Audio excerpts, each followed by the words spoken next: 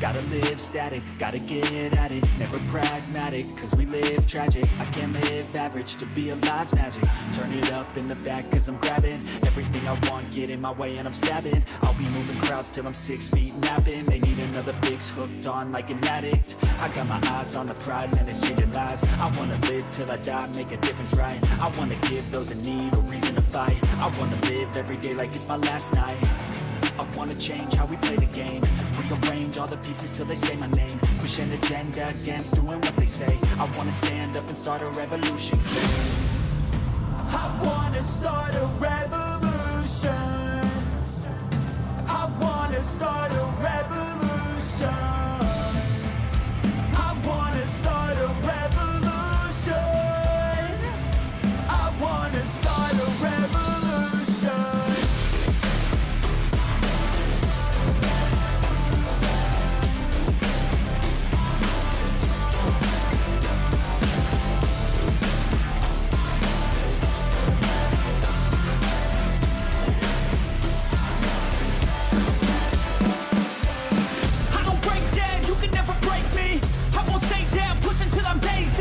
I'm on top now while me kissing babies. Call me out president, boss tool, hate me. I'ma trust my gut, you don't faze me. I'ma give my blood, don't save me. Damn it's never enough, still chasing every single dream that I've had since I was 18.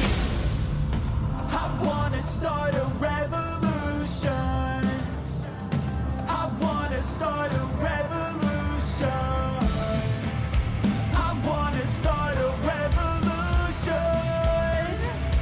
I wanna start a revolution.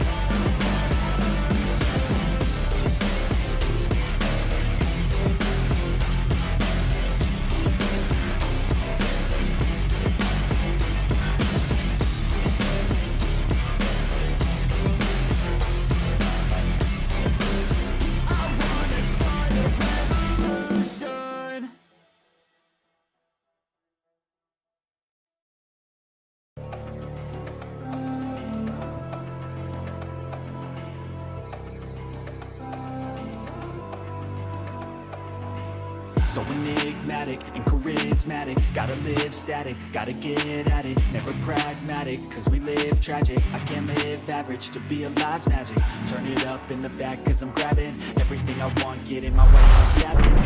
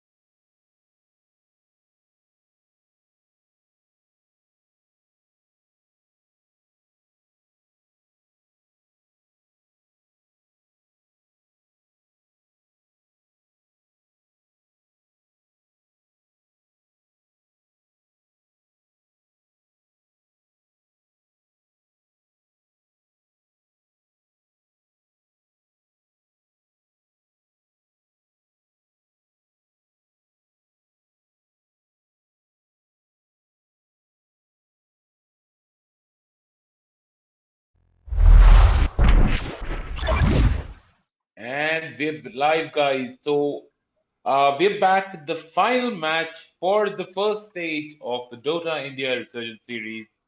I'm Silence, and I've got a team of panelists with me today. We're going to talk about, what is expected of this match.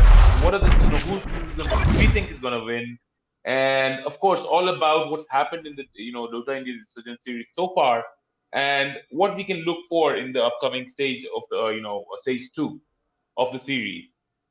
So, guys, with that, I think it's been a terrific series so far. A lot of very tough matchups.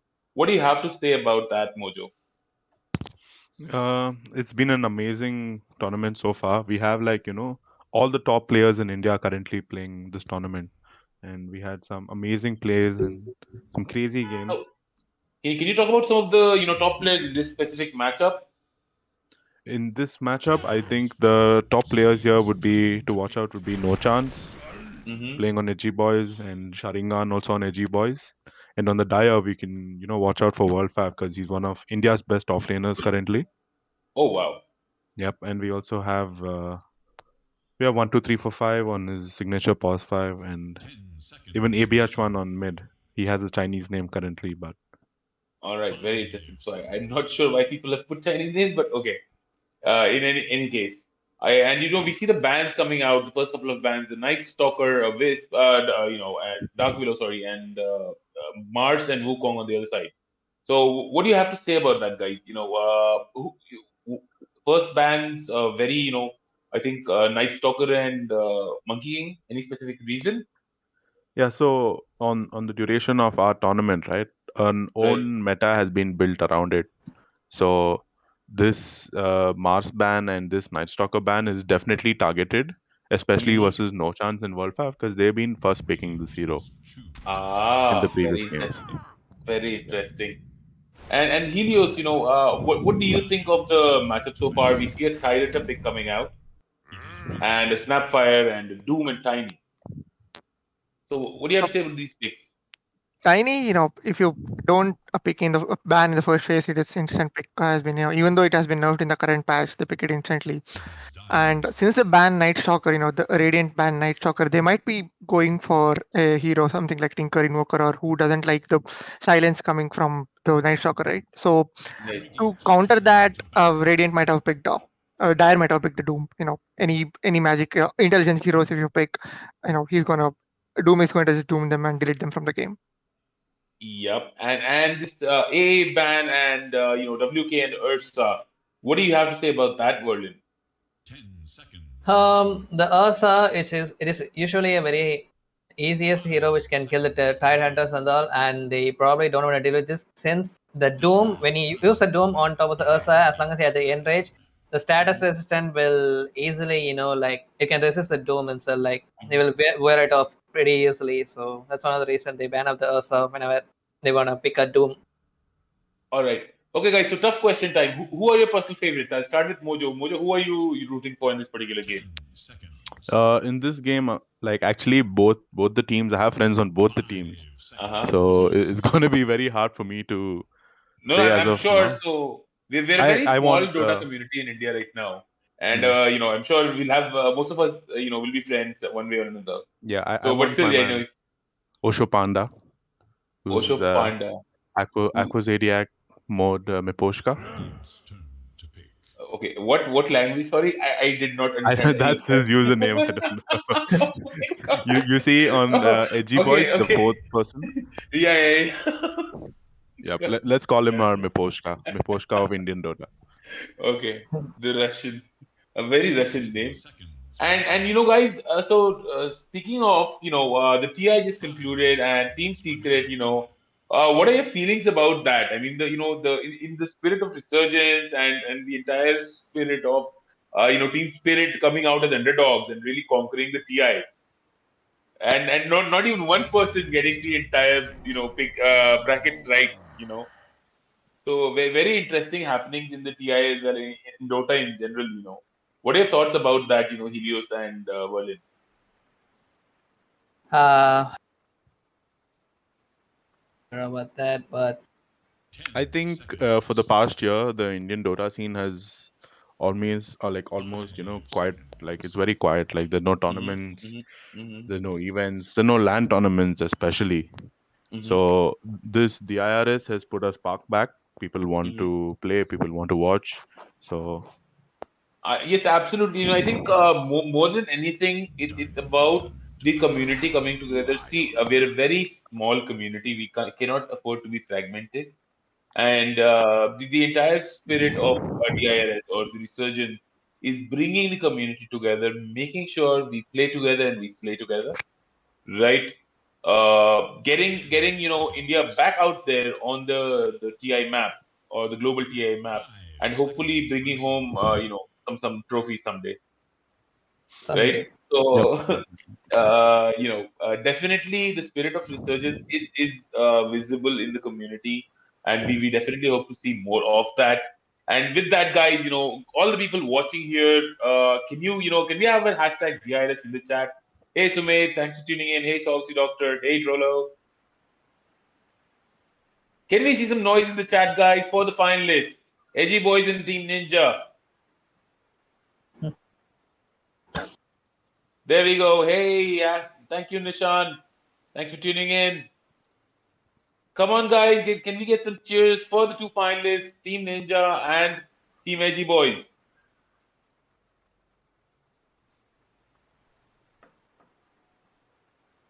All right, guys. So we've seen a Lion and Invo pick. Do you think Invo is going to play support here?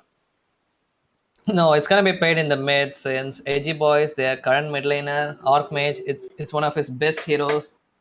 Oh. So He's considered to be India's best invoker player. Oh, wow. So And he wasn't target banned. Interesting. yeah. So they actually picked it off right here, so it doesn't get banned in the next phase. They don't want to miss out on the invoker. Yep, for sure, for sure. I think this might cost ninjas because the invoker and a crazy invoker is definitely very deadly to watch out for. Yep. Deadly force definitely, and we see an Elder Titan coming out. So far, I think Team Ninja's got a decently tanky composition, so they can the last pick should be someone with very high damage. What do you guys say? Yep. And on Edgy Boys, we see a Medusa pick coming out, and Medusa is one of these scary heroes who's just gonna stand and just gonna auto attack you to death. Yep. And We see a very AOE oriented team on both sides, I would say. I mean, except for Doom, most of the heroes are AOE, right? yeah. And very, very, I think it's all gonna come down to how they land their wombo combos. So far, what are your thoughts on that, guys? In terms of, what should be the last pick for Edgy Boys and Ninjas? So Oh, Edgy Boys, I think I have think. to. Yeah. Sorry, go ahead. Edgy Boys, I think they're gonna flex this Tide Hunter into a pause 5, and they're gonna Mhm. pick an offlaner here. That's what I feel. All right. Meanwhile, Team Ninjas have to pick up, I think, their mid laner, because this Tiny is mostly going to be a carry, Mhm. and they'll be looking to pick a mid hero for themselves So, to play in so versus the Invoker. are you saying Lion and Elder are post 4 and post 5, Yeah, but Doom would be safe off lane, right? Doom would be offlane. Yes. Yep. And for the for the Edgy Boys, Berlin, what do you think? so So for we have a Edgy Boys, Medusa I and an think Invoker, right? Yeah. they pretty much get like a post 5 or like a post 4, which can literally save this Medusa out of the mess since the ninja, like all the bans are pretty much over and the anti-mage is still in the pool. Anti-mage is the biggest counter for the Medusa ever, like which we ever see, and like it's Yep. more or And like the Invoker for that matter. they want them to pick the anti-mage here, I assume. So I just don't know like why they're like literally debating their own tragedy here. So IG boys, maybe they're like literally okay, like fine with it, fighting against AM or I don't know. And they take a Wind Ranger. Interesting. Okay, How would you Ninja not justify falling that for the trap. Wind Oh, Ranger?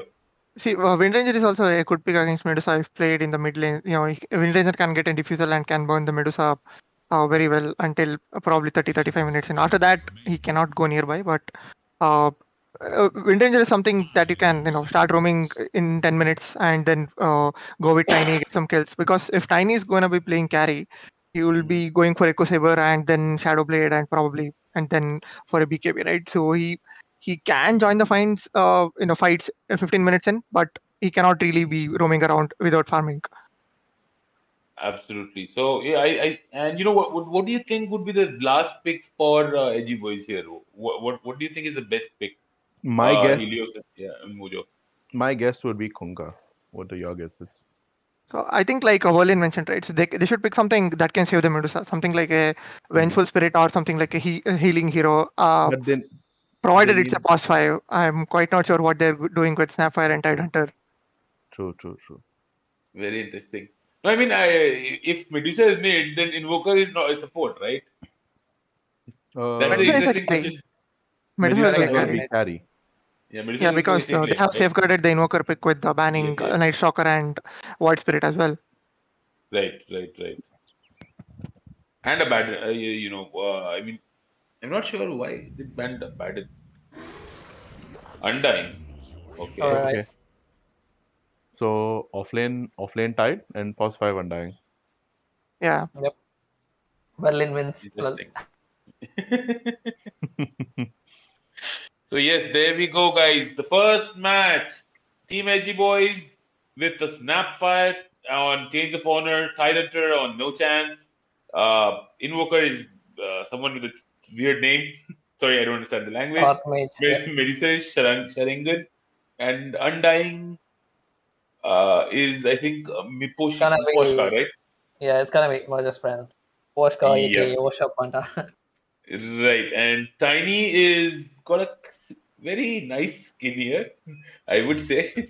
But yeah, look here, Team Ninja is Tiny with the Chinese name, Doom with World Fave, Lion again with the Chinese name, Elder Titan on 1, 2, 3, 4, 5, and Wind Ranger with negativity is his choice. And as we go live, guys, I'll be handing over the mics to our experts, since I'm clearly not one, Helios and Verlin. Guys, over to you. I think just a big shout out to Verlin and Helios and Mojo first of all before we get started, guys. This entire tournament has could not be possible without them, and of course Lama as well. A big kudos to you guys. Thank you so much for making this possible. And with that, I'll hand over the mics to you guys. And, look, I'll just grab my Coke, grab my popcorn, and sit and watch this final. All the best, guys, to both the teams and the casters. Cheers. Yep, guys. Thank you, Piyush Bhai. So for this game, the casters will be Danny and Lama. So handing over the mics to them. Hello, ladies and gentlemen. Welcome to the grand finals. Along with me, I have Danny today. Yo, Danny, welcome. What's up, Lama? Good to be back. Looking forward to some interesting games. Yes, it is the grand finals, and we have multiple top 500 immortal players in this game. Yeah, I mean, we see some good quality games for sure. Some insane plays, and I sort of anticipate a faster paced game than the ones we've seen before. But just checking, did these two teams meet even before the finals at any point? Yeah, so there was, in the last tournament, these two teams met in the finals. Oh, so it's who came out on top for that one? I'm not sure. Verlin, who came on top? Edgy Boys, the okay. Invoker team. Oh, okay. So this is But this they is have had some possibly players swapped here and there, so it's a relatively different team now. it's still like a redemption story for ninjas. Then is it? Yeah, If they yeah. do look to win this one. Yeah. I mean, both the team compositions are really nice. I'm really liking the Radiant comp. I mean, you pick an invoker right after you've seen a Doom pick. You've got to be sure of what you're gonna do. You've got to be sure of your skills. So Yeah. that's confidence right off the bat. So that's definitely gonna I don't know about you, but I think if you start a game with that level of confidence, while Tidonto is oddly shivering to death on my screen. Okay. Yeah, you start a game with confidence, that's going to propel you to play better for sure. And we'll And see. we have a master tier invoker. Yeah, that's not an easy feat in itself, is it? No, it's not. Man, and the skins on everyone, dude. Did you look at the Elder Titan? Yeah, I still think my ET looks cooler. Oh, the CT looks dope as well. It's pretty much the same. I mean, it's the same hand. The two immortals. It's just that I think the head and the armor pieces are a little different. Yeah. Just give me a second.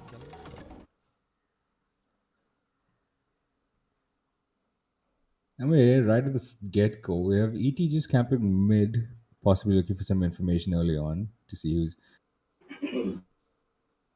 gonna come up mid. Because I think they were not sure, right? It could be an Invo, it could be Medusa, but yeah, we're pretty much sure this is an Invo mid because we see Undying and Medusa make their way down to the safe lane.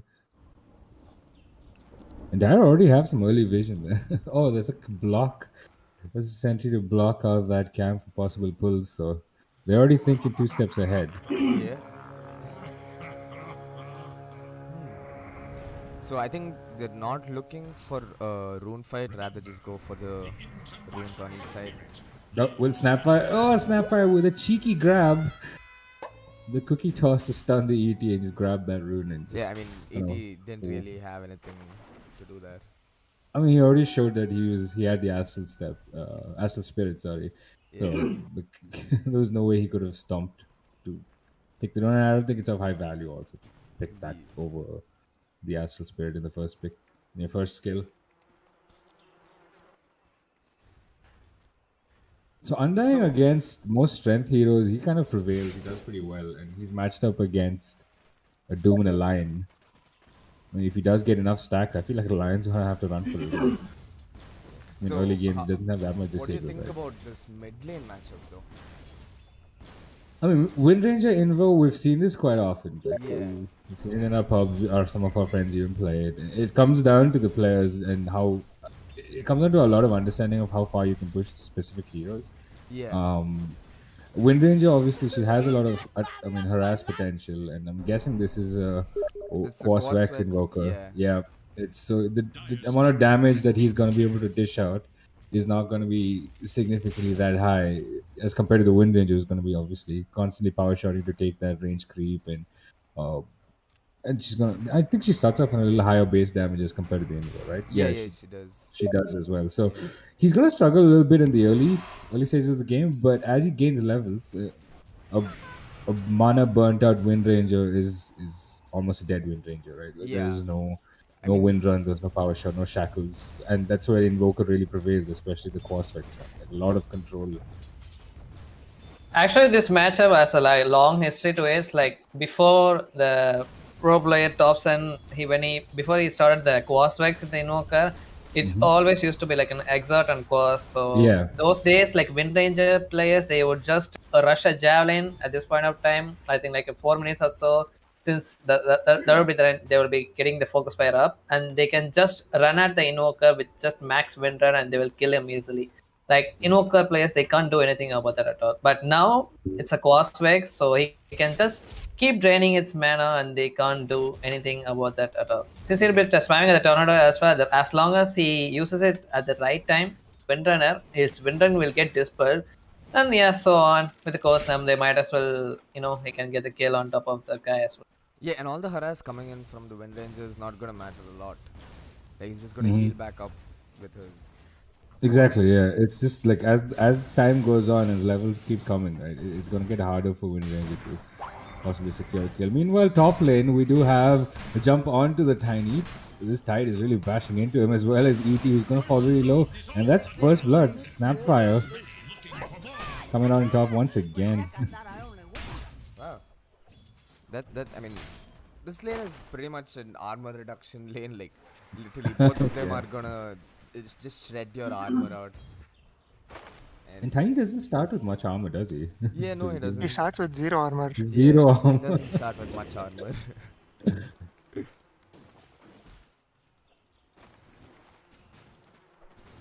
So yeah, obviously he's gonna struggle a bit until the later stages of the game. That kind of puts Tide at a good spot because I think when you talk about timings specifically, he's constantly been able to zone out the Tiny, and Yeah, I mean, he should be doing fine there. Like, see, now, look at how much damage he does. yeah. So And even though Tiny has a little more last hits, which considering that translates to more gold, he's gonna start burning that through just on regen and sustain, right? I And mean, last Tiny hits, obviously, Tiny has a huge right click advantage over the Tide Hunter. Tide. Oh, Medusa's very comfortable though. Yeah, He's Medusa 21. is really happy. But the thing is, Doom is going to catch up really fast in net worth because he really doesn't care about how many last hits he gets. He's got an inbuilt Midas for him. Yeah, he has a free Midas all the time, so he's not really that worried about catching up with farm, but he needs to maybe try and harass the Medusa a little more with the Lion. Because if she gets a free lane, if she gets free farm, it's going to be really, really scary. Especially if you let her hit higher levels early game, it's going to be scary as well. Yeah. Meanwhile, Undying looking for a cheeky dive out of the line, who does drop pretty low. But this might get turned around as Doom is trying to lay into him, and that final right click coming up from the line secure that kill as well. Yeah, I mean, Medusa and Undying is not a very kill potential lane because Medusa does not do a lot of right click damage early game, especially. And she wouldn't look to fight early as well. She'd look to Yeah, she just wants to stand farm. back and secure the CS, exactly. Yeah, this Invoker is Wind Ranger is jumping not up. having a happy time here. Yeah, it's just like as soon as a couple of levels come out, you've got the standard tornado EMP, and then like we Yeah, were talking, right? Mana burnt Wind Ranger is more or less a dead Wind Ranger. You just gotta yeah. hope that your movement speed is enough to get you to safety. And she's not even gonna be able to harass the Invoker as much as she likes to, just because she's not gonna have that consistent mana that she wants. Exactly, yeah. The cookie from the Snapfire is onto the Tiny as well. The Avok does come out as well as the Storm to secure this Tiny's retreat back to the safety of the tower. So a little bit of action again, once again in the mid lane. EMP does not connect, but the Tornado does, and Wind Ranger. Wind Ranger has a Hold bottle on. now though, so she's gonna be a little more comfortable now that she can get her mana back. But there is a line rotating in, looking for the rune, and both of them just want to deny it. Yeah, I mean Invoker doesn't really care about the rune, does he? Not really, yeah. I think.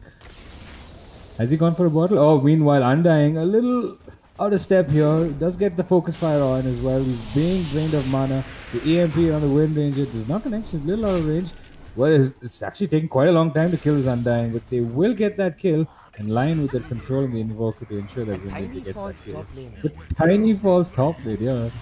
I mean, this armor reduction duo is Yeah, I mean, it it's is. scary. Yeah, And this Tide is really already level hard 6. Look at Every them. coin helps. But the Tiny is somehow managing to keep up with the last hits. Like he's not falling drastically behind or anything. He's almost 10 behind the Tide.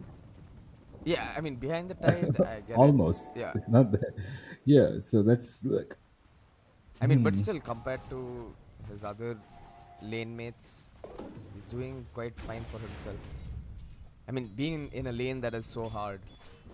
Possible, yeah. He's kept. It depends on how he plays from here, and I think it'll also depend on how his team sets it up for him. To give him enough space and time to get those real big damage items and become that beastly Tiny that we've seen before, right?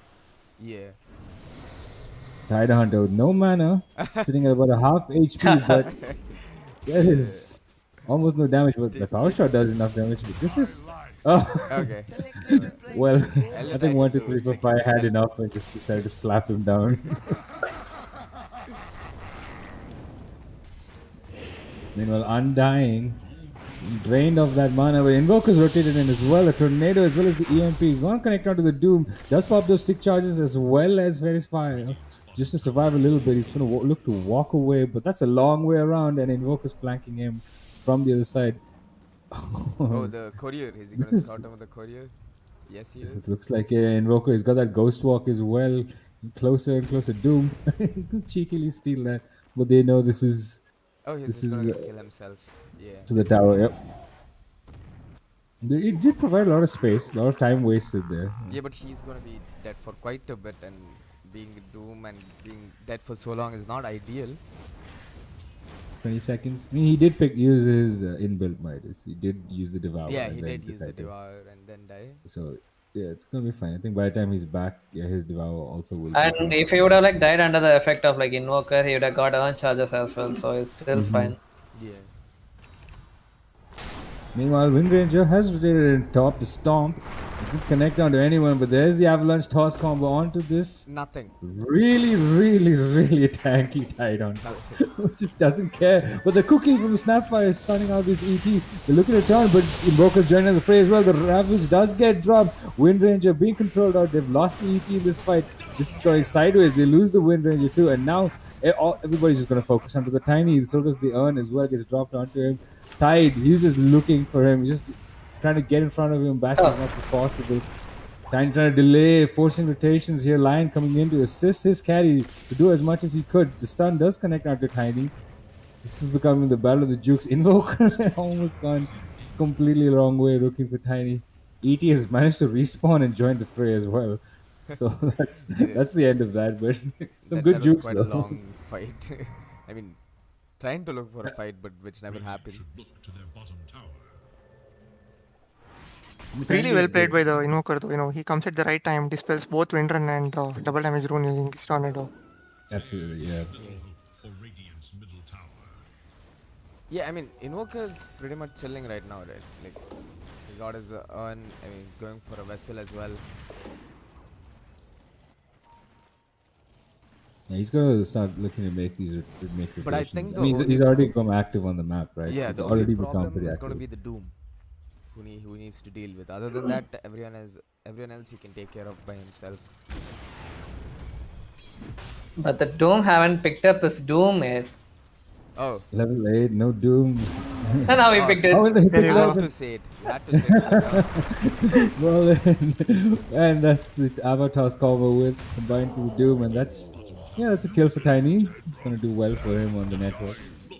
Yeah, he needed that. He needs a few kills. Snapfire once again on this battle with his Elder Titan. Stomp's not gonna connect. She does actually throw out the Mortimer kisses. This is gonna completely finish off this ET. And that's almost the first tier 1 tower top lane as well now. You're not gonna defend that. Like with a lane like Snapfire and Tight, Tidehunter, no. you're not gonna last long in that lane. So Tiny has given up on that lane. He's gone to his free lane, which is bot lane, where the tower's down as well. But he is pretty deep down there, so No, he's got friends in the neighborhood. I mean, they wouldn't look to rotate on him. yeah, the he moment. does. Well, Lion's gonna walk up to the Doom. They're looking for. Doom's on cooldown, so yeah, they wouldn't want to jump the Invoker now. Yeah, no. I mean, still net worth wise, Medusa is on top and followed by Doom. Like as I said, Doom does not really need last hits to get his farm up. The Tornado does not connect onto this Wind Ranger. She quickly dodges that away with that Wind Run. An Arcane Rune for this Invoker. Oh, this is to potentially make things happen. They do have the Ravage up as well. Every coin helps. But I think they might want to possibly hold that till the the Tide has his blink. It's relatively close though. Yeah, I mean, I think that they're just gonna stick together as 4 or 3 of them and just keep pushing. Where the Medusa is gonna just keep sitting and farming. And like you can't really fight into a Tide, Invoker, Snapfire, and Undying at 12 minutes into the game without a lot of farm. Yep. So just like Helios mentioned in the draft phase, like Winterna is queued up for a diffusal blade. But as a first item, I don't think that would be a right choice. Not really, not a right choice actually. Meanwhile, here we have the Shackle Shot connecting onto the Lion as well, but the Ravage for the turnaround as well. Invoker controlling this Windrunner right now, but he's falling really low. Does pop the Fairy Fire for a little bit of sustain, and the Disarm as well onto the Tiny to control him backwards. Meanwhile, on the other side, the Doom has been thrown onto the Tide. And he actually might fall at this moment. Undying, popping out. Doom actually will get taken out to this flesh golem. And the power shot to finish off the Undying. We got a 3-for-2 trade there, but I think that went more in the favor of The Radiant. Radiant. Yeah, definitely. I mean, they did Yeah, get Medusa one was shot not across. even in the fight, right? And they had to throw so much to kill that Tide Hunter. Yeah. Currently, they don't look like they have an answer for it. Yeah, and also Medusa just came in the end and she hit a few arrows and she went back. Like she's just bothered about farming right now. Like I don't think she really cares if she gets kills or not, because she's already high up there in the net worth with almost an entire 1k lead over the Doom, who has a built-in Midas. Wait, And he's got a Midas of his own and he has also. a Midas. Yeah, So he's got 2 of them now. yeah. So even with that, Yeah, like Colin mentioned, Windranger should have probably gone for a javelin with maelstrom or something so that they can kill the Tide. Because with Diffusal Blade, Tide doesn't really care. You burn all his mana. He's just gonna walk around like that. True. And Doom, though, throwing his life away, walked into a little bit of an unfavorable neighborhood.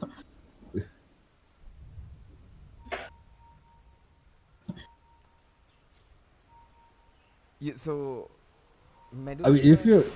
Go ahead. Yeah, Medusa is like really gonna keep getting high up there with the farm. How are they gonna counter that?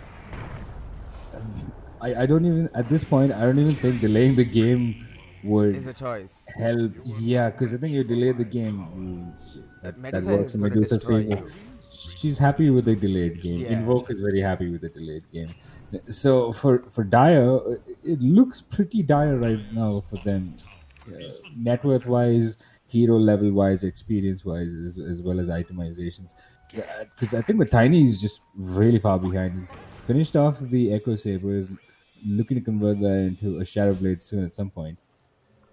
But Medusa has got an SNY as well as a Dragonlance. So Yeah. that's almost like 3 items ahead, pretty much. I mean, It looks SNY. scary already. Yeah, she does look scary Yeah. already, and once she gets her Scardy as well, she's you're not gonna be killing her anytime soon. Does the Wind Ranger have her Diffusal yet? No, not yet. Okay. Yeah, this game is already getting hard for Radiant. Dire. I mean, Dire, sorry. Yeah. And they're also losing towers. Like they've lost their mid, they've lost their top. And the mid tier 1 tower is so crucial, especially when it comes to rush fights. And you've already have a Medusa that's so scary on the opposing team. And now you've lost your mid tier 1. So that kind of opens up the Roshan pit for them as well. And by chance, Medusa walks in and they actually manage to group up and take that Roshan.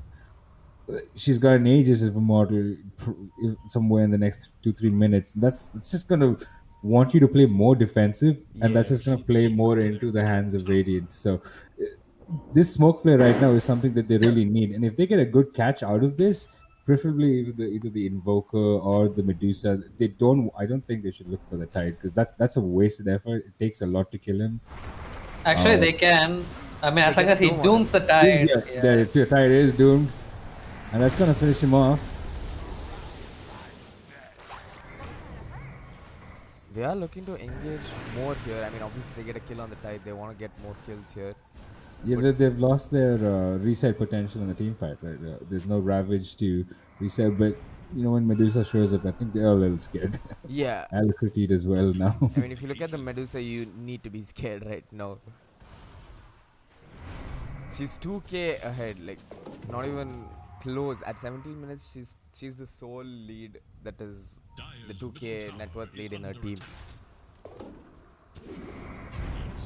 And Rage is gonna spot out this Undying, the stun from the 80 as well, but he does drop the flesh golem as well as the totem to back away.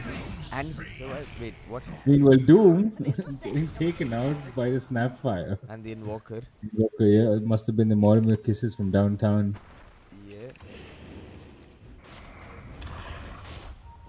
Undying looking to get a little cheeky here, jumping on his, but the Tide is there, and the Lion with the finger sending the Undying to his grave. And they've got Medusa pinned up as well. The toss But This will be mad. there's the avalanche. I mean, there is the ravage for the reset now. They're looking to turn around as well. But this Tiny, he's been controlled up. He walks into the ice spot. There's nowhere for him to go. He's looking to quickly TP away, and that's gonna get him away to safety. Every coin helps. Normally. Okay, the Medusa survives that. I mean, she did fall quite low. All her mana was drained away as well. And the Tide coming in with his ulti, saving her. And everyone made it out safe somehow. I mean, both the teams don't want to give up any kills now, and especially on their course. Like this Doom. Oh no, Doom in his own neighborhood this time. Into the ice wall he walks, and there's no further he can go, and that would be the end of him. Yeah, as I was saying, the course are looking not to feed or not to die even. Because like they're already a 4k net worth difference between both the teams, and if this keeps going higher, it's not going to look good for the Dire. Meanwhile, Undying, in a world of pain, does drop that tombstone, but this time no flesh golem to save himself or self-heal, so he's gonna go. But there is a control on the Wind Ranger. She's stunned up, and the Storm from the Eat is going to secure, but Tide is there as well. Got that Anchor Smash for that damage. Will that Tornado connect? It actually does, into the Sunstrike, but she's already dead before that. The zombies. The zombies got the kill. Oh no. Yeah, I mean, she oh had yeah, a the couple of zombies on her. She had like 5 zombies on her. Oh man. Yeah, so she didn't last. Feels much. bad, man, for sure. To die to a zombie. Oh, in I mean, if not the zombie, there was a Sunstrike, so there's no way you're getting out of that. Yeah. Invoker going in for a Midas at 20 minutes. I mean, he's still going to get its worth probably.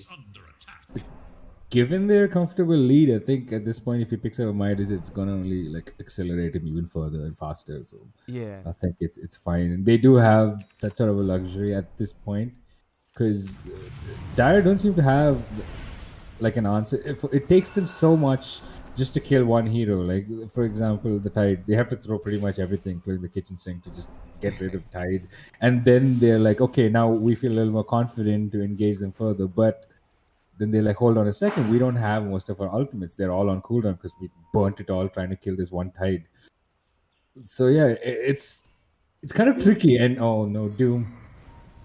Invoker setting this up. He's pinging it out as well. He wants this Doom dead once again. The snap is on his way, but I think Doom realizes that he's not in the right place because his team is all the way mid and he's all alone. He has a BKB shipping out on his courier. Oh, Undying. Meanwhile, Undying.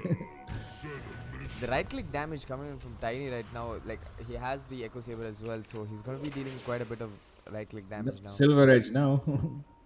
He's got a Silver Edge completed up. Snapfire. In a world of pain, she's going to be stunned up. Does have the force up to get her to safety as well as a Cookie. Trying to put as much distance as possible. You've got a Wind Ranger. The Shackle Shot connecting onto the tree. It's going to hold it down even further, and that is a dead snap. Well, that was a very weird angle on the shackle. It was. Okay, I didn't expect that to land. Neither did I. That's why I was very surprised. That is quite the radius for that shackle shot to connect. So how are we looking? Yeah, the network and win probability is going towards Edgy right now, and you can see why though. I mean, so much is riding on Medusa, right? Like, yeah, and the diffusal does help against that, like obviously. And the thing is for her, I feel for Wind Ranger to even like get close to the Medusa and get the diffusal off, she needs a BKB, which is exactly what she's queued up for next. Because you've got to run through the Tide Ravage, run through the Invoker spells, possible Cookie. She's got to just get there somehow and get the jump, or possibly get a jump on the Medusa right at the get-go. So yeah. I mean, that diffusal damage is needed to get rid of the Medusa, because she's already pretty tanky. Like her itemizations also, she's starting to build a Skadi now, and once she gets the Skadi, just halfway there actually. Yeah. More than halfway there. So once she gets a Skadi, she's not going to be easy to kill. Well, Dire going in for a cheeky Roshan play, so yeah, this could be good for them. This quick Roshan fight. Yeah, they need this. Pick up the Roshan, and considering Tiny does have that Silver Edge, could get a jump onto into one of them. But Radiant is a Sunstrike. He actually stole the Roshan kill. Wow. Medusa with the Scotty finished up 23 minutes. This Oh. Medusa Ooh, is ooh, ooh. absolute beast mode at this point. Okay, okay. Getting her down now, right, is gonna be like super hard with all the stats that she's getting from the Skadi. Like, I don't think you can even get her down with the diffusal pretty easily. And Invoker occasionally dropping the alacrity onto her as well. So she's gonna just like chomp it out. The Stomp does correct onto the Medusa, but that's about it. Like now they have to decide who they want to use all their spells on. Either you go on the Tide or you go on the Medusa. I mean, an ideal situation would be to drop the Doom on the Tide and then jump the Medusa, right? Like, I mean, exactly. So like, if you doom one person, the other person is going to survive. It's so difficult. You've got to find a way to control the Invo, possibly doom the Tide. I mean, it's... If you guys want to know about the Doom target, it should either be Tide or Invoker. But I think the best thing would be like Tide, since his Savage can like be the counter initiation. Yeah, totally. Like it can be act like a counter initiation to retreat or something else, or it can be as deadly as this Cataclysm combo too. So yeah, Tide is the best target. Yeah, it resets the whole team fight, right? That Ravage, it's so good.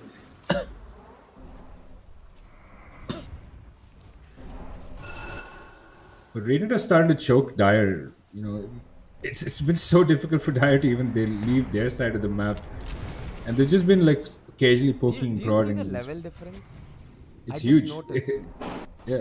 Like, oh, ET is gonna get jumped on by that Tide, and it's gonna be slow death. He does drop out the Earth Splitter just to delay, but that's just a delay of the inevitable death. But Doom just jump in. He gets the Doom on. Who is it on? Is it on the Medusa? It's on the Medusa as well. They do have the Tide to reset this fight. Invoker does throw out. The Mortimer case is being chomped out just to protect this Medusa, but she's falling really, really low. The Diffuser blade coming into play. She gets tossed up as well. They've lost the Medusa as well as this Tide. Invoker left for dead as well, and now Snapfire will be the last one to jump on. That was beautifully executed by Dio there. Starting out with the bait by ET. Looks like we were all going well, and Doom did jump for the Medusa, in fact. There it is. That's the team fight that the Dire wanted. Definitely, yeah. That was the one they wanted, and that's going to give them some breathing space, you know, to potentially push out certain lanes, especially as mid-tier 1. Yeah. And get some additional maybe farm as well. Get chipping on the tier 2 as well. Tiny hits hard. It's really hard. Tiny hits really hard. Yeah, this is the problem with playing with cooldowns, you know. Tide drops his Ravage, 2 minutes he can't do anything. Invoker drops his spells for 45 seconds or a minute, he can't do anything. And meanwhile, Tiny will be hitting towers, hitting heroes.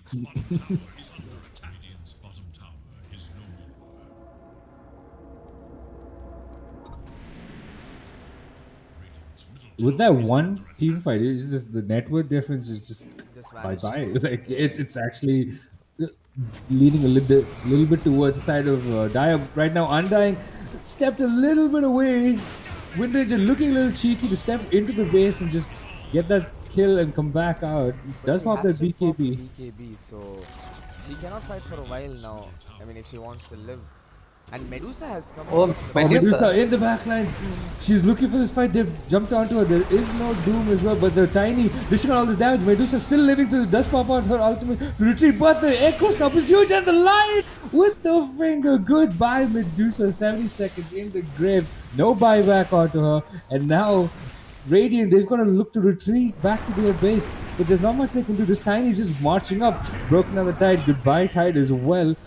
And looking for the Snapfire now. Oh, this Snapfire is in a world of pain. Whipped down by the Lion. He says, "You're not going anywhere," and burnt down as well. You can see the same thing again, right? See, Tide died, he came back, he didn't have Ravage. Now Invoker used his spells. He cannot do anything. Now the towers are gone. Yeah, and also, look at the graph, by the way. it's nuts. Oh my god. Oh my god. That happened in the last 2 minutes. It's just two team fights. Two team fights. And it just changed everything. It's completely changed now. Like, there goes the Aegis. Just being reclaimed by Roshan, but that was a very worthwhile Aegis. Like throughout that fight, I don't think he didn't even die. Dyer didn't lose anybody, did they? Yeah, no, they didn't. Those two fights. I think Lion died. I'm not sure I if don't he think. did. But the No, finger he- coming in from the lion, that is really clutch. Like the Medusa is like, oh, okay, I'm gonna live now, and then Lion's like, no, no, not. Flags up, guys, for Invoker. Is Every this coin gonna be helps. another U-turn now? I mean, that item is. You can There's a do potential everything. power spike, and they do have Tide Ravage up, so they could look to fight at this point. Going to be a game of buybacks, you know. You okay, fine, you throw your ravage, you throw your cataclysm, two people die. They're just gonna buy back and come right into the fight. Yeah, so that again is a problem, you know, since the cooldowns are so high, it's gonna be a problem. And Tiny does not depend on his cooldowns. He doesn't care. He's gonna run in and toss, yeah. And now looking at this, Medusa needs way more farm, like to be really active, because we see how quickly she's falling. Like as soon as they drop everything on her, she can't do anything. It's the diffusal blade play, right? Yeah. That's what we talked about. This Wind Ranger needs to focus on Medusa, and then there's nothing much that she can do. And in the previous fight, the storm, the splitter as well as the finger, it was like a culmination of multiple things just landing onto her, and that's something that Radiant need to address. They need to ensure that their Medusa is protected. She needs to stand behind and be able to chip out all these heroes. But meanwhile, Wind Ranger looking hungry, tight Ravage. with the Ravage into the Cataclysm. That's almost destroyed Dyer right now. They're looking to quickly retreat. The Mortimer kisses as well. Doom quickly TPing out immediately. Medusa joining the fray, and that's ET gonna pay for it with his life just to ensure his teammates get away to safety. Wind Wow. Ranger just barely made it out of that one alive. This is some really top tier game. Like you can see how much effect there is just from that one item. Like, and that just one jump literally made them run away. They couldn't do anything with the Tidehunter Ravage into Cataclysm. They really can't do anything against that if they don't have their BKBs out. When they walked into BKB and Tide just saw that and says hello, and then drops a Ravage. And now this is different. Now Tide looking to engage on the Wind Ranger. Doom does get dropped onto the Invoker, and that is the death of Invoker. Tiny's just gonna two-shot him down to death, and now Undying, he's gonna be the next victim here. Meanwhile, the Tide does get away with a TP back. Wow. Okay, again. Oh, they're pinging out Medusa. They know where she is. Will they be able to catch her? No, But I think they're just gonna I think ignore her. They're push, just yeah. pretty much gonna push mid. Yeah. Invoker is dead for 30 seconds with no buybacks. Yeah, they're They like, can actually end the game right now they're like, just if screw Medusa the doesn't come back. Just screw the Medusa, let's just push. Yeah, Medusa is back for that defense. I mean, she's still not level 25, so she doesn't have the split shot modifiers, so... How close is she though? She's 3 levels away. 22 and a half almost. Yeah. Wind Ranger might, you know, get a and just to get away from the Ravage Cataclysm combo. Yeah, the smoke's gonna catch out the lion, but it's just a lion. They might look It's to line, they retreat. take it. There's just 2 frogs jumping about. Well, ET does throw the splitter as well. That's gonna land only on the Tide, but he's totally fine. Doom though did try for a little cheeky action on the side just to delay, but he's gonna pop his BKB and quickly let it get away. Meanwhile, Wind Ranger caught in the middle of no man's land. She's gonna die, and they lose the Wind Ranger as well as this ET. The rest of them quickly just peeping out of there. How? Okay. Again, like both the teams are going at each other like crazy. Like we're not getting a break. It's been what, 5 continuous team fights now. They need to. I mean, but the deaths of the Wind Ranger and Lion and it kind of opens up Roshan for Radiant right now. I mean, I think they should have just lit the lion and backed off, but since they decided, the Wind Ranger actually went on the Medusa with her ulti, but she popped her ulti and she couldn't continue hitting her, so she had to back off, and then she gets caught by the Invoker and she died over there. Yep. Meanwhile, Aegis has been picked up by the Medusa. I mean, that was a really good fight for the Edgy boys, since even though, like, without the help of the Ravage or Cataclysm, when it was like off cooldown, they still managed to win that fight against the Dire. Which they So, really need. yeah, and now they got the Ravage back, which means as long as they take a fight like quickly enough, like, they might as well draw the tides again. You know.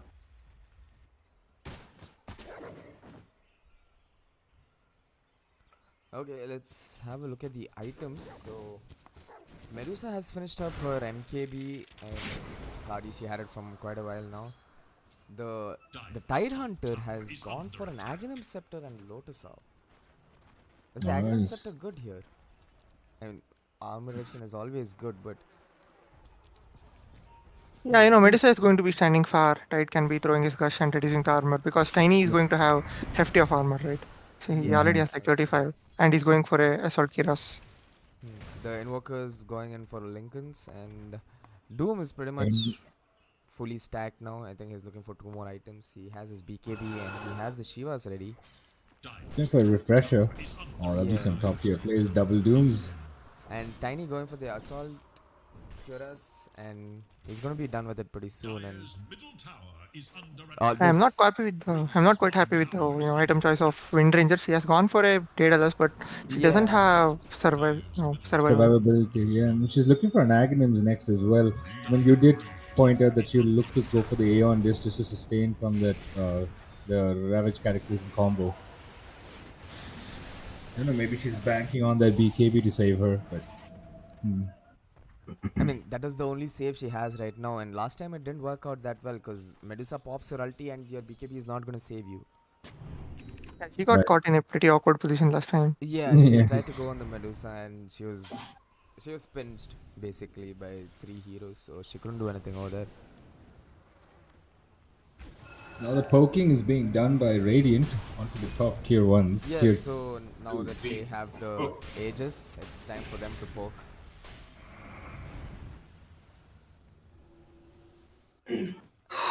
But again, it's probably Medusa who has to start the initiation, because if the Tide gets caught or if the Tide gets doomed, they're not going to be able to pull off the Cataclysm into Ravage combos. Yeah. And I think she'll be fine standing the front lines right now with the Aegis and considering the kind of items she has. Yeah. She's gonna be fine to walk up. They are just looking to like push in all the lanes as much as possible, and then walk up to the high ground. How much time do they have on the Aegis for that? Another 2 minutes.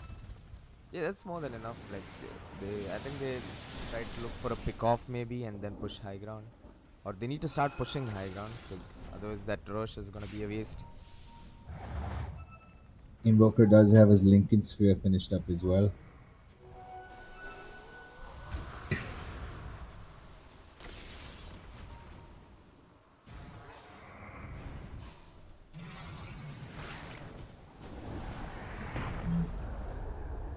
He Constant just got all that stops on. mana back. Yep. Yeah, I think they've pushed out 2 lanes, and I think they'll be looking to go high ground here with the 2 siege creeps as well. And when Yeah, we have Tiny and Tiny's still bottom lane. Wind Ranger has come back. yeah, again, Medusa is just gonna tank it and try to get. Oh wait, was the ulti used? Yeah, the ulti was used by. Yeah, Wind Ranger did pop her ultimate just to push her back a little bit. Oh, Invoke just TPing out while. Oh no, is this a bad spot for them? Because the Doom is walking in. Hang on a second. He walked in, tanked to get quite a bit of damage. The Doom does get dropped onto the Tide, so that takes away their reset potential. The Tombstone does get dropped as well. Meanwhile, Wind Ranger looking to make something happen, has popped her BKB, but now that BKB is run out, her armor has been reduced as well. Medusa is completely happy walking in to everybody right now. So that's like a lot of things that they just threw out. They wasted the Doom as well. And now That's gonna be a Rax. Yep. I literally have nothing. Yeah, she quite not still sure has what it. they were aiming for there. Even Tiny was not in the area. Exactly. That was a little bit of a misplay from them. Doom trying to delay this Medusa, but she's got the Aegis. She's completely fine. She's gonna come back. Tiny, he has come back. He does walk in, pops his BKB, looking to finish off this Medusa. The Lion with the finger does get her dead. He didn't want that Medusa to die. The Aegis was about to expire. Tiny was picking out like, don't kill that Medusa, but then Lion killed him for the finger surge. Yeah, he was just walking around. Yeah, so I mean, if they hadn't killed and if the Aegis ran out, I think this would have been a much better fight for them. But Better fight for them, yeah, because she was already pretty low. I think these guys were ready, he was ready with the Ravage and Invoker was ready with the Cataclysm. Yeah, meanwhile, Oh, the they stun. Regiment stun onto the tide, but the Ravage does get popped as well as the Cataclysm does manage to connect. Most of the BKBs have run out. That it is. Doom has fallen, and that was, well, the line with another finger onto the tide. Yeah, I mean, both the offlaners are dead now, and both the teams are just backing off. That was a bit of an awkward fight, but I think Radiant got what they wanted. They did get the racks. They're just gonna quickly back away and cut short any further unnecessary losses. Wow, okay, 38 minutes into the game, we've seen some big ups and downs, and we are back in the middle now. We're right back where we started. I think Radiant are pretty happy with how the game is going. They are fine if the game goes 45 minutes or even 60 minutes. The Invoker, Tide, and Medusa, they can scale really well. They can get Refreshers, they can get Satanic Rapier, and whatnot. On the other hand, Tiny, I think he's already doing maximum of his damage. He can get a Satanic or probably another Daedalus, and then he's gonna fall off soon.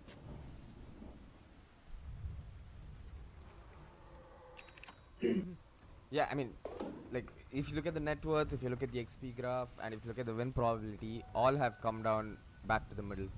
Like, except maybe XP wise, there's a little difference, but otherwise everything is back in the middle. And Dire are just constantly shoving out this bot lane as much as possible to draw some attention.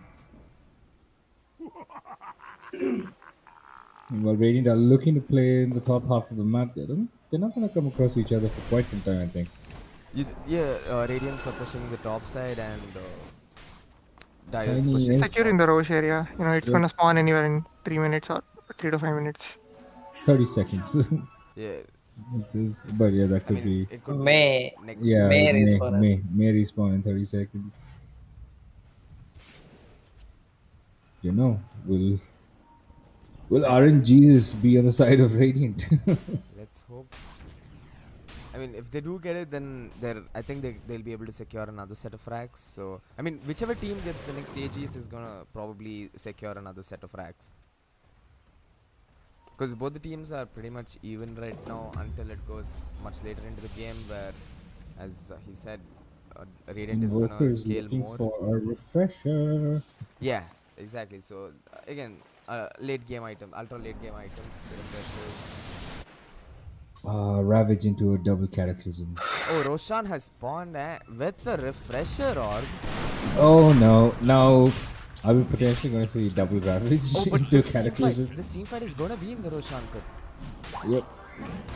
This is the Dire is aware of this, I think so. Yeah, they are aware. They are making their way to the Roshan pit, but will they even get here in gonna be time? quick enough. Because this is looking like a really quick rush. Oh no, Or- they don't know. I think they don't know. They don't know. They're not aware. That's a free rush. Right And under the nose. refresher. Cheese has been left in. Okay, Alright, tight. he gets the Does cheese pick back. it up.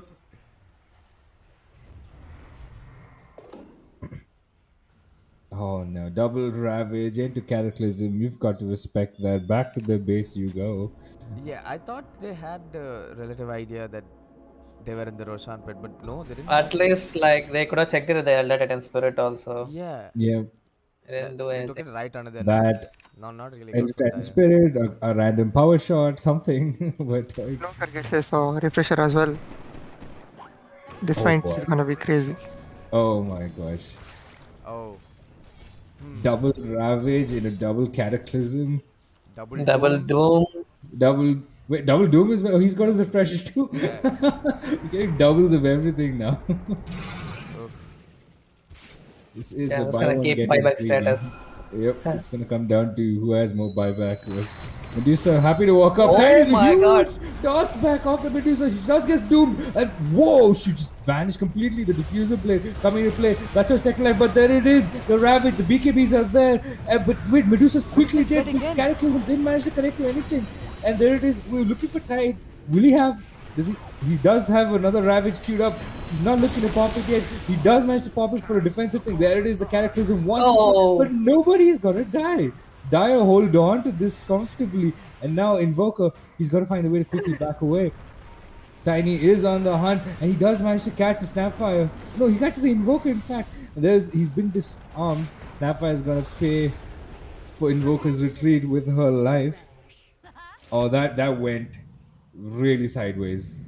Yeah. The true hero of this game. Okay, don't that. It's giving me a seizure. Okay. Yeah, this Medusa, when you pop her inside, right, beside this Elder Titan, he's going to have 0 armor. Yep. Yeah. And did you see how quickly he fell? Yeah. That's a Medusa, by the way, with Skadi. Yeah, what? What Medusa? I didn't see one. You didn't see her twice. You didn't see her twice. Yeah, I mean, No, they played that they brilliantly. do have buybacks. Yep. Oh boy, the towers. These buildings. They Yeah, mean poor nothing to this buildings, tiny man. at this point. Poor buildings. Look at that. They're just getting smacked.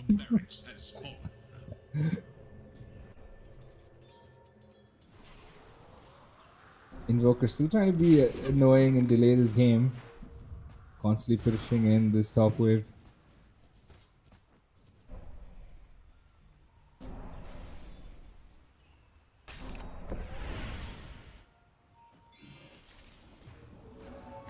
Oh, Medusa bought a BKB. It says, Yeah, I don't care needs anymore. it. She needs it.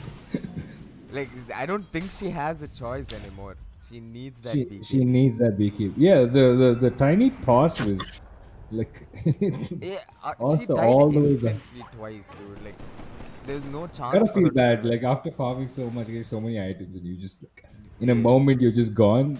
That's gotta feel bad a little bit. He's bought the BKB. It's a hell with the boots. I'll slither slowly everywhere, but you know what? You can't kill me anymore. Shadow Blade and a Windrunner. Yeah, and I think they were a That's little interesting. confused.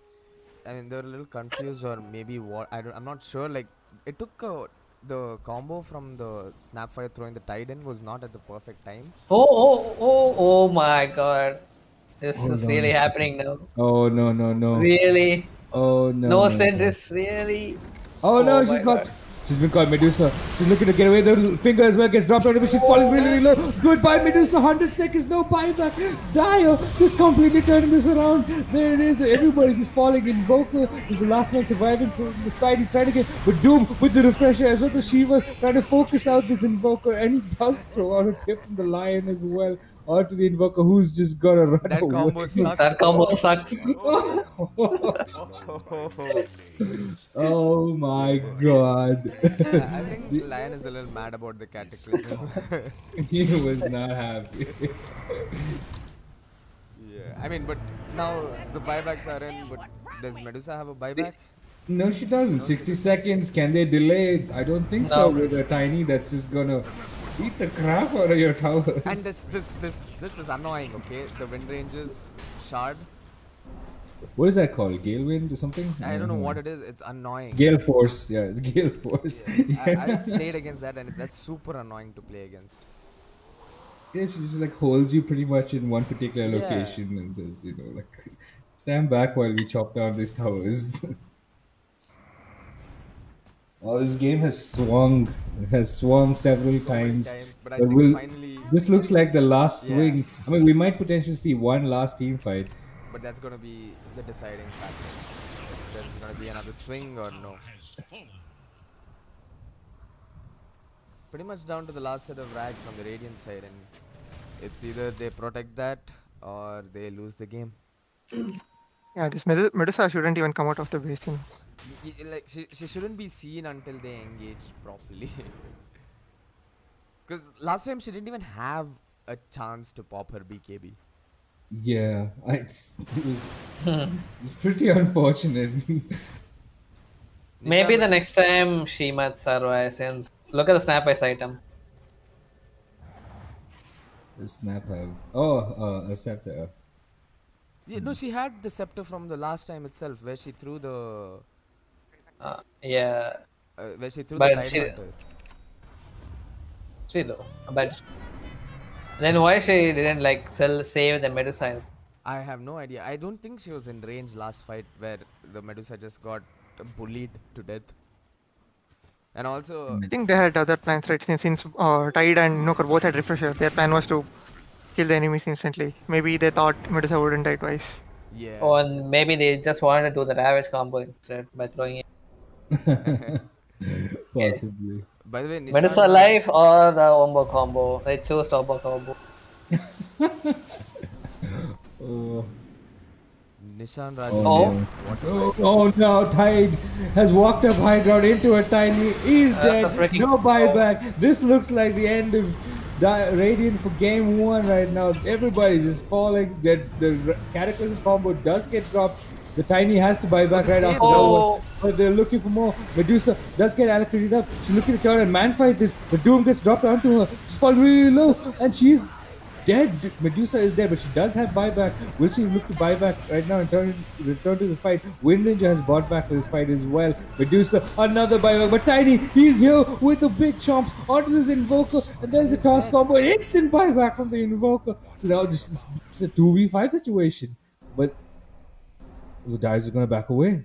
Not push any instant further. buyback, but okay. But if he buy back like very instantly, he would have died there just again. It was a Yeah, toss, it was you a know. toss, Like, yeah. Oh no. okay, he delayed a little bit at the very least. Okay, that's 4 buybacks from both, like 2 buybacks from each side. What a mad game, like Nishan Raju said. I feel like this.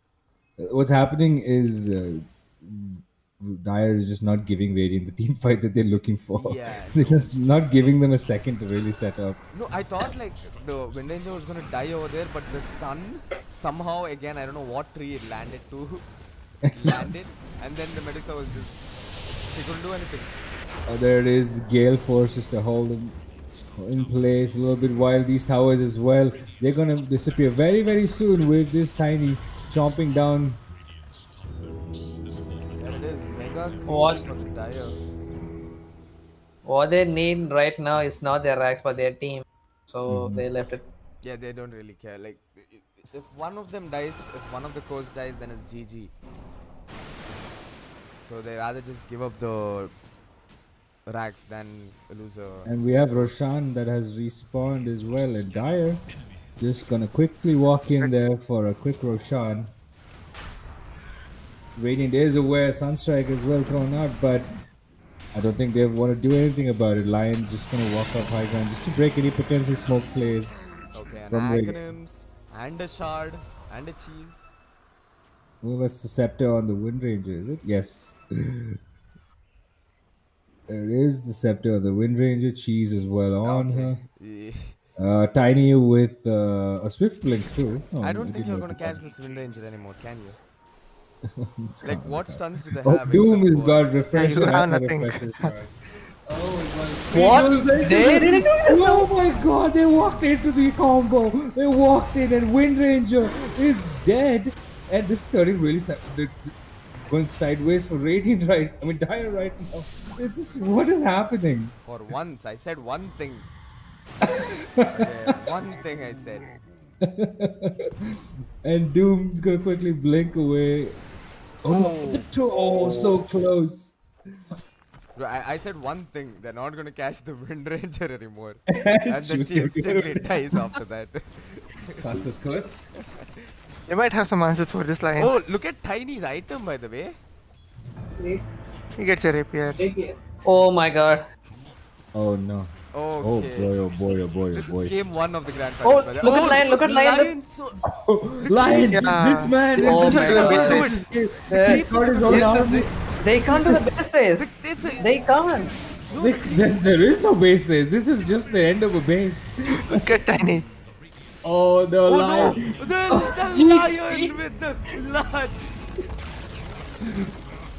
Oh my god. The lion coming in clutch with that. Wow. Yeah, you know what? You know what you should learn from? Never underestimate a support. Yeah. This man. MVP line for that last play though. Yeah, the ending. Wow. Okay. Wow. Okay. Well, what are your thoughts on the game? This is game 1, by the way. This, guys, everyone in chat, this is still the first game of the finals, and this is how it goes. So be ready for more of these games coming down. Maybe 2 more, or maybe another one. But damn, have you guys seen the graph now? Final graph. Yeah. No, I haven't. Yep. I haven't. It's, I'm just going to the scoreboard now. The graphs. Oh wow! Up, down, up, down, up, down, down, down, down, down. Man, well played. Both the teams are really amazing. So we shall see you in 15 minutes. 5 minutes. Yeah, 5 to 10 minutes. So see you right back here. And until then, take care of yourselves.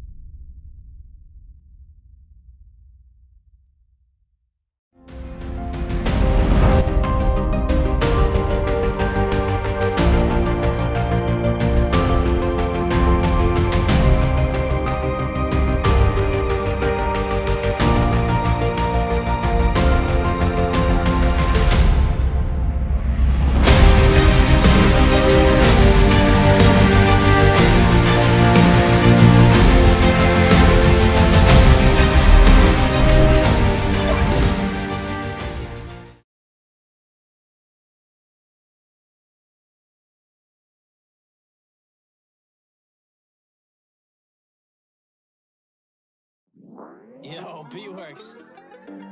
Hey, yo, bro. What do we call this song, bro? That was sick. Yo!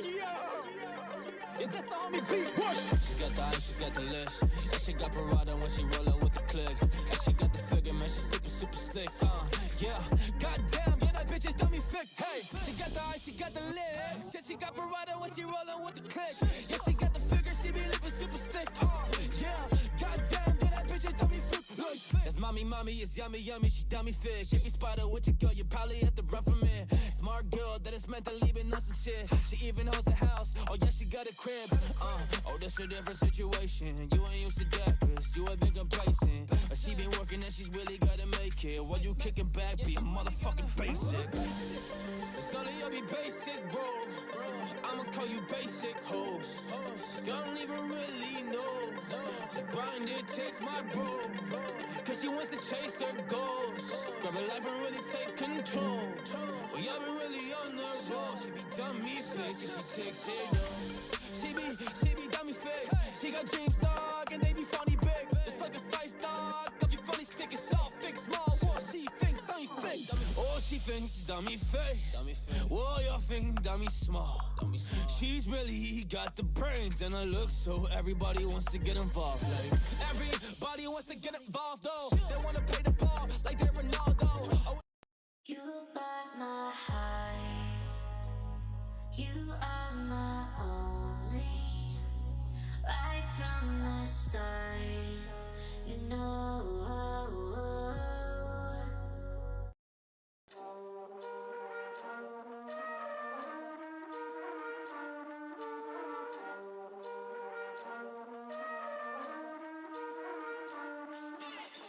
The clock is ticking and you're still missing out on something. Just keep waiting. That's what they all said. Just sit back for it to end. That's not who I am. Waiting, doing nothing. You know me by now. I'm not the same as the rest. I'm no Superman. You should pick someone else since I am dangerous. I am too dangerous. You know that I am dangerous.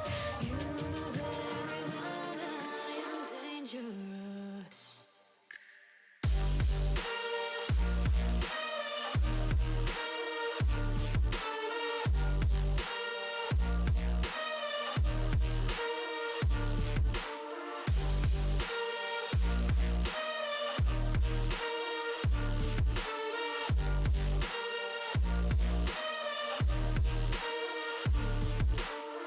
Since I am dangerous, I am too dangerous. You know that I am dangerous.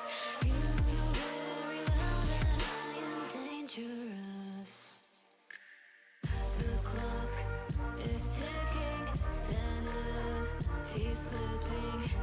My hands stained red. Just let them bleed. That's what they all said. Just sit back for it to end. That's not who I am. Waiting, doing nothing.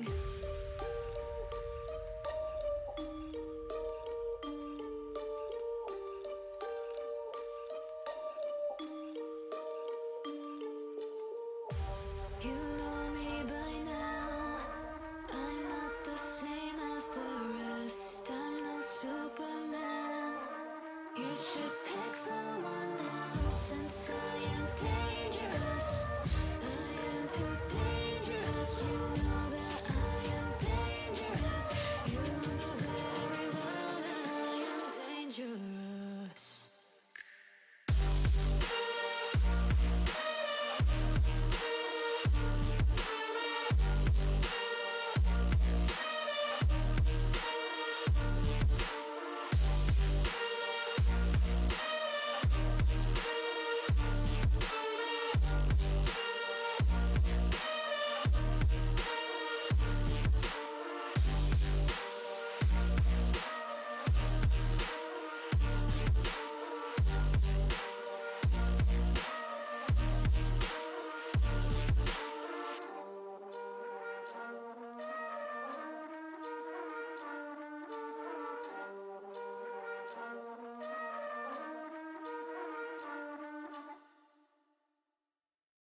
As a student in a fast-paced world, you can be a change maker and create a lasting impact.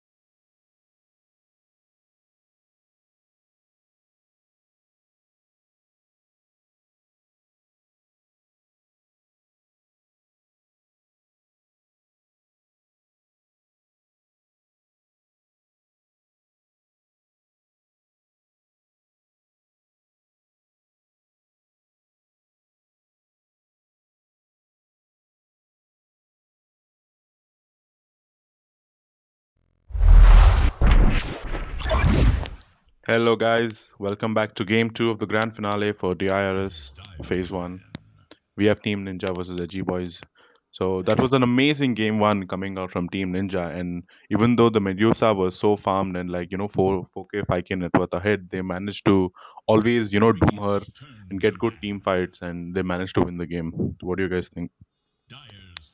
Yeah, I mean, the up and down battle was pretty insane, and I seriously didn't expect Medusa to keep dying so quickly every time. Like, they played that game so beautifully on the Dire. It was really well played by them. Teams, they were waiting for the power spike, item spike, literally. Like, Inoka's work, his job is done when he started with the quad spike with Vessel, and then there's a slight bit of interval. He needs to wait like 10 minutes or 15 minutes until he gets his Midas and Agnes Scepter done. So until then, the Ninja team, they were hovering around all around the map. Tiny, once he up his Echo Saber Resurgence thing, they started to run around as well. But once again, they after that 15-minute mark, it's not the 15-minute mark.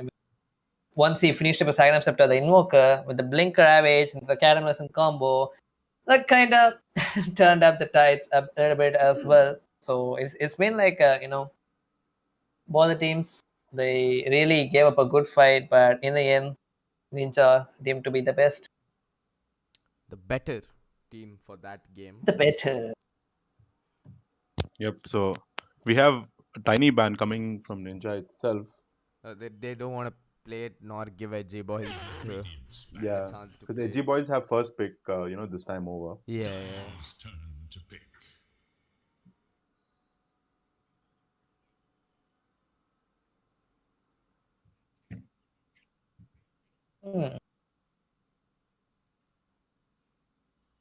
Maybe we can expect a Mars now.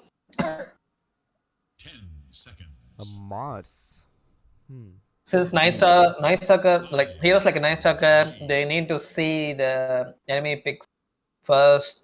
It's not like usual, like it doesn't be usually picked in the first pick. So Yep, I think they're gonna pick Mars. They're either gonna pick Mars or Snapfire. I'm sure of it. oh, that's not the first pick. They still have been amazingly wasted. Oh, it won. Night Stalker. Okay, I take that back. They're pretty desperate at this point, Edgy Boys.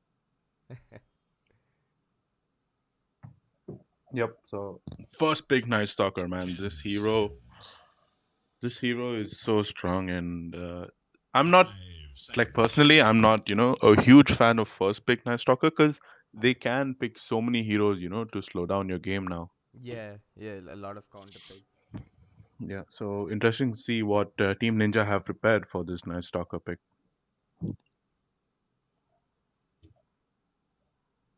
Helios, according to you, what do you think are the best, counters? Wait, Mojo. Helios didn't join the lobby. Helios didn't join the lobby. Oh my god. Oh no. Okay, I'll stream on Discord for you.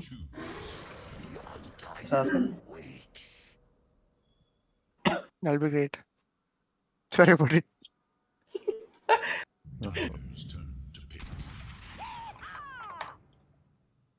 Okay, so Wallen, what do you think would be the best ways to counter the Night Stalker or slow him down? according to me, I like Shadow Demon. Like, yeah, you can go silence the Shadow Demon, but usually if you're Night Stalker and you're going on an enemy and he gets disrupted, you feel bad because your silence is only for a particular duration.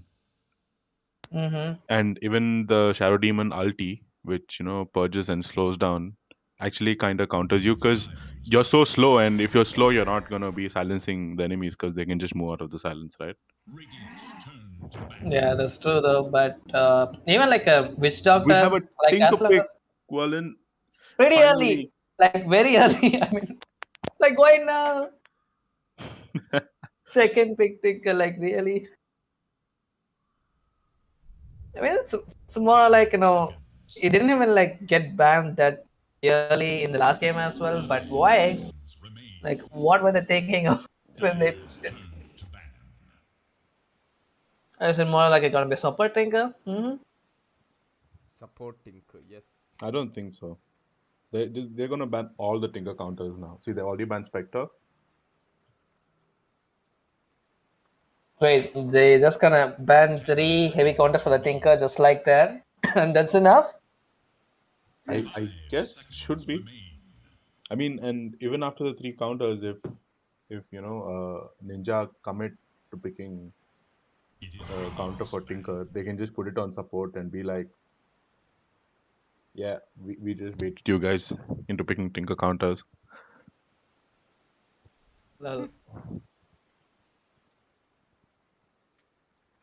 Ninja, I think they just wanna like go with the 2-0 since they picked up their bestest support pick. We say like a high win rate with this. So Undying, Snapfire. See what they're gonna be turning around for them. Like the most of the games for Edgy Boys, MNZ, he was the one who almost like most of the time like solo carried them, but the last time, like in the last game, the Medusa kinda didn't quite turn out well for them since Common XGT with the toss player at the top fight, that was pretty massive. He kind of regretted his decision for not buying the BKB early. He made him to think that once there, and like he just couldn't even rectify it after that. So MNZ, let's see what kind of heroes he'll be picking out in this game. Yep, very excited to see what hero MNZ goes for.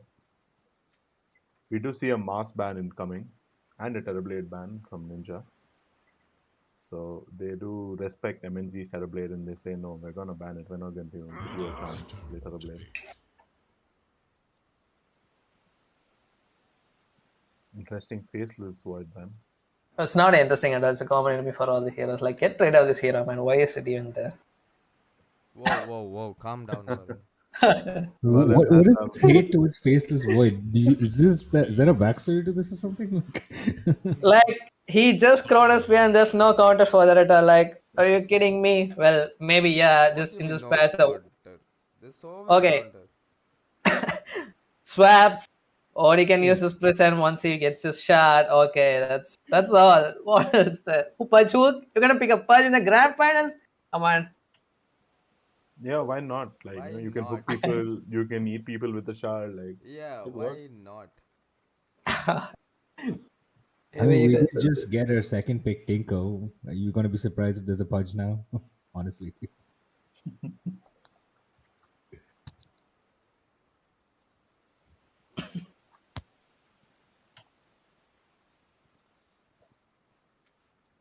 So, what do you think Team Ninja is going to pick up here? They're going to pick up their carry? I mean, they have to show a hero here, right?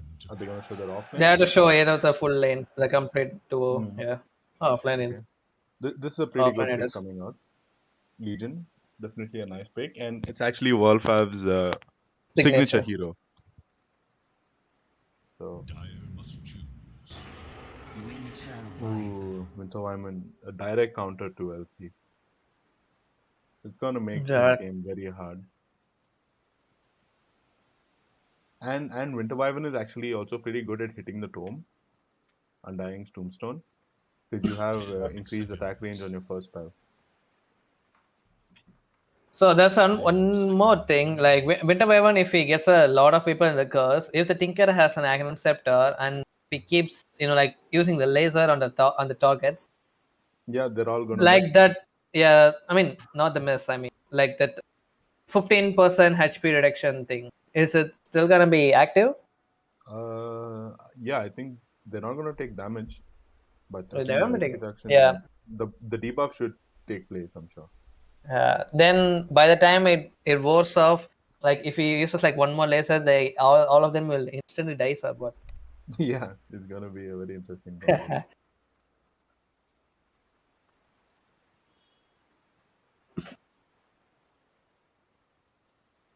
Radiant's turn to pick. Disruptor.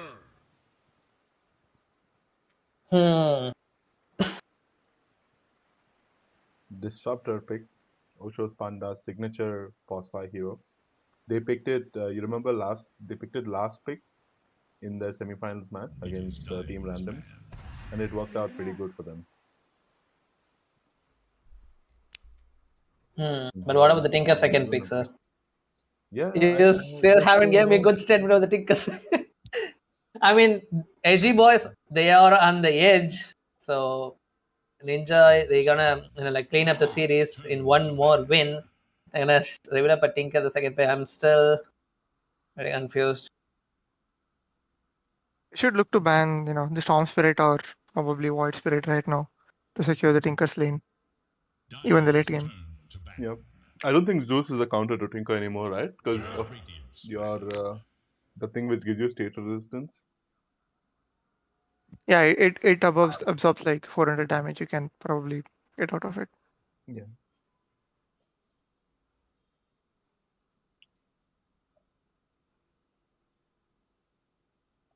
Seconds remain.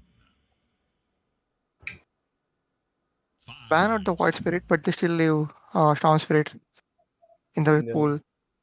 Storm is still open. I think they're confident that they had Night Stalker, so Storm won't be such a big problem. What do you think about this Luna pick over here for the Ninja Mojo? Because I don't think it's a really good pick when he's facing up against a Tinker. Or maybe he's gonna rely on a shot or what? Yeah, I actually like Luna because Luna is one of those heroes which comes online a little fast. Like, at 20 minutes, he's going to get BKB plus one item. And if they win a fight, they can take towers easily. It gives them tower push. And with the Legion W buff, Luna is actually a very scary hero. 5 seconds remain. And with the Lunar Shard, once he gets the Daedalus, he'll be critting with his first spell. Drow Ranger. That's interesting. Yeah, Drow Ranger is one of these heroes which is very good versus LC and Luna.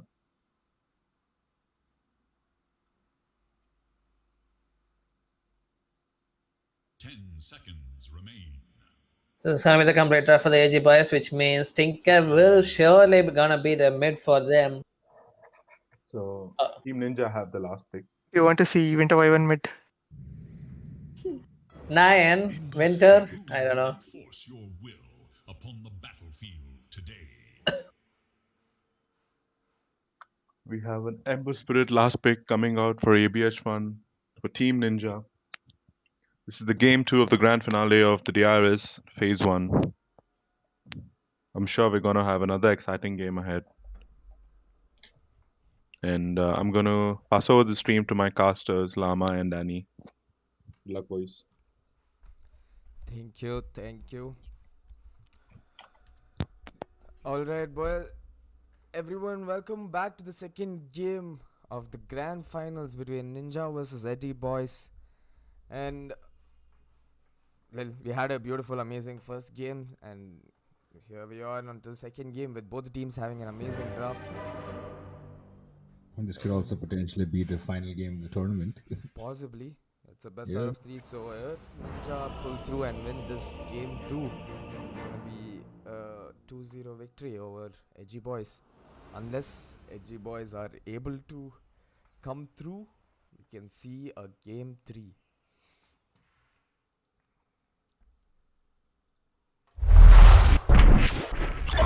Some DCs right at the get-go. Just the usual reshuffle pass.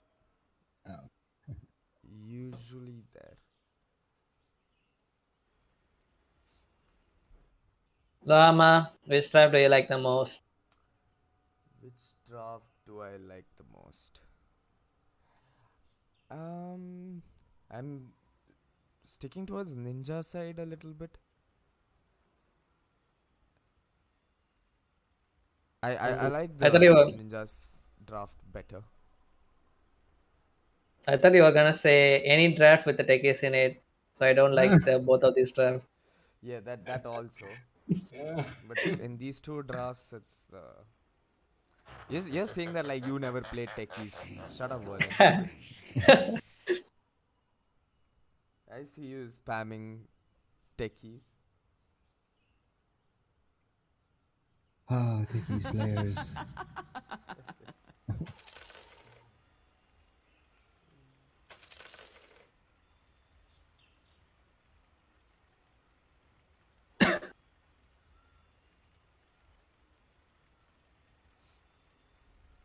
Oh, okay. What's with the courier? What is that? Is that ice frog? Ice frog? The Yeah, frog focus courier. on to Luna again. Luna. Yeah. Yeah. Hmm. It wasn't like this the last time. Oh yeah, there. There we go. There. The frog with his staff. Yeah. The curious name is Unusual Mango the Newt. No, it's just ice frog. Okay, sir. Alright, let's get started with game 2. Ember versus Stinker. Who do you think wins that matchup? Wallen, what do you think? Tinker. Probably. I mean, Most this probably. Tinker, he kind of wins anyone in the mid lane since it's gonna max his nukes.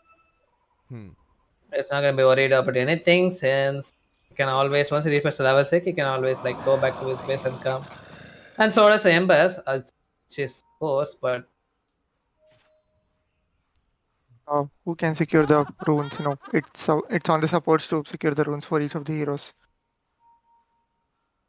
I mean, I don't think they're really looking for rune fights. Like, even last game they didn't. They just picked up 2 runes and just walked away. No, not the initial runes. Say for Tinker or Ember to Okay, like that. Yeah. stay in the lane for a longer time, at least till they get their level 6, when they can roam around or go back to the base and come back. They would definitely need runes. Yeah. Danny, what draft do you like better? What are you leaning towards? Well, I'm actually gonna lean towards Luna and the LC draft because something that the draft panel pointed out was that you lose one team fights and the amount of buffs coming from Luna and then the LC as well. Like you're gonna lose buildings so fast. I mean, as it is, we know Luna eats buildings. Yeah. Like, I mean, and now especially later on. with buffs coming from the LC as well, she's gonna hit even harder. That same applies for the draw, but I still like Luna a little bit over the draw. So I'm gonna like lean towards ninjas. And also, I'm leaning towards the redemption arc story here for ninjas from the last tournament. I hope I didn't curse them with this cast. This nonsense by just saying that. 30 seconds to masterpiece. Alright, so yeah, I don't. Both the teams not really looking for a fight, but maybe they'll end up with one if both the teams stick on the same side.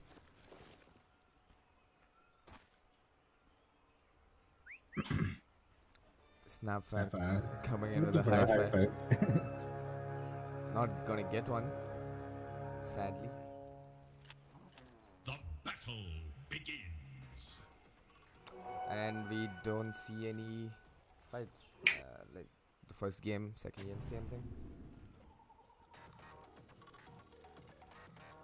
Then do you think it's a way to save their energy for the lanes, not fighting in the runes? It could be. I mean, at the same time, these rune fights are a little messy, right? You don't want to unnecessarily give away your first blood when. Yeah. And not just Yeah, that, like lose a lot of HP as well, where you have to spend a spend lot on on regen. Yeah, and like God forbid the first blood is picked up by the opposing team's mid laner. Yeah. Then that makes your life even harder.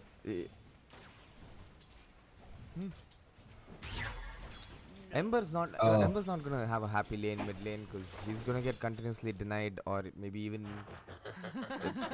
he won't be able to last it easily with the laser being continuously on him, you know. Yep. This is not a fun matchup for the Ember. Yeah, but he does have that magic damage absorption, so he's not gonna die pretty easily as well. And Ember is always a good catch for Tinker, you know, like once he hits level 6, he's gonna be on Tinker, like straight up on him. Laser is pure damage, so I wonder it would absorb the flame guard. I don't think, right? Like, laser passes through, but yeah. Absorbed, but he can use a flame guard to probably get some last hits and get out of the lane. And he's not gonna take any rocket damage as well. No. I mean, he's doing pretty decent on the last hits. If you look at it, like, he's keeping up with the Tinker. May the It's still minute 1, but he has run right through half of his HP. Yeah, that's also there. I mean, you just gotta wait till Tinker gets March of the Machines, and then he's gonna laser you, March. And just, what do you do? I think you're a couple of patches behind, Danny. Oh wait, really? Oh no. Okay, fill me in. Our Tinker doesn't need boots of travel, you know, it's a skill, and he doesn't have much of machines. Wait, what? Oh my god. Yeah, the laser bounces by default, and you can get a scepter to increase the range. Yeah. Oh, this could be the. Oh no, Ember! Oh, no! Oh my First god. blood. Okay, that's Ember. Oh no. Damn, I'm several patches behind. Yeah. Oh boy. So Tinker's pretty strong. Like, since the laser already passes through multiple enemies, it gets really annoying. Especially when you're a melee laning against Tinker, it's super hard. And you don't need to buy a 2000 gold item anymore. Yeah. It comes inbuilt, which is not that great. Also, in that case, he's not the best at pushing out side lanes now, is he? He gets much of the machines with a shard. Okay. Yeah, so he can still do that if he wants to, but he probably looks for kills now, and also he has a status resistance ability, so which is really The good. defense matrix, that Yeah, one, right? Yeah, which yeah. is actually really good. So Oh no, Luna, a little bit of an overextension. Takes a little bit of chip damage, but she's okay. as long as it's daytime, she's gonna be okay. But it's when the nighttime hits that she needs to be a little scared.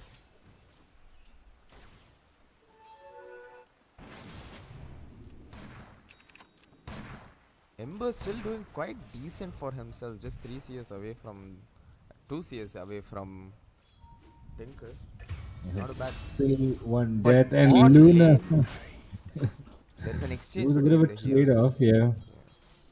But I think Night Stalker gets the better off because he gets the XP. He gets the XP and the assist skill. Meanwhile, top lane, we've lost a draw as well, so there's a lot of things happening at the moment. Smart money. Oh yeah, so Tinker, by the way, farms ancients like crazy. Pretty early itself. Yeah. Because the laser bounces between them and it applies a mischance on the ancient as well, so. The mischance is only on the one that he hits, right? Yep. Okay.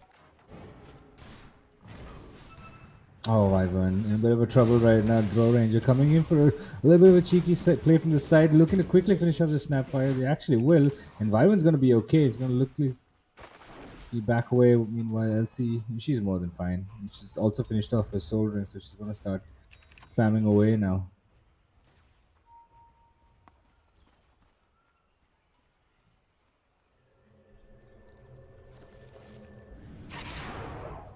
their snap comes in for the bottle refill for the Ember, who really needs refills quite often just because of the Tinker who's going to be harassing him so much. But they're picking out the Tinker. They want to make a play for the stun from the Cookie. It actually does connect. But they have a follow-up for the Tinker's quickly going to look to TPU, but the chains is there. They have the control for him as well. The body blocks. They're diving under the tower. And now Wyvern just a little bit too late. And I think they're going to be fine to get away from this. So yeah, that's a little bit of CS and lane secured for Ember. Yeah, I mean, he doesn't get the kill there, but I think he's happy with that. No, he does get the kill onto the Tinker. Yeah, he does. So it's a good thing for him. Meanwhile, oh no, I'm dying. The Glimpse back to cancel that TP, and he's not going anywhere. It is nighttime, so he's just gonna fall to this beast that's on a warpath. And Luna needs to quickly back away because this guy, he's level 5 already, and he's hungry, and he's definitely hunting. But they're not gonna look to dive, and the Glimpse is still on cooldown, so they're gonna just go back to the lane and happily farm away. Yeah, so Ember's level 6 now, so he's gonna be pretty happy. Like, he's also going to base and getting his bottle recharged, and he's gonna survive much longer now. Well, Snapfire, Drow. He's pinging out the Drow.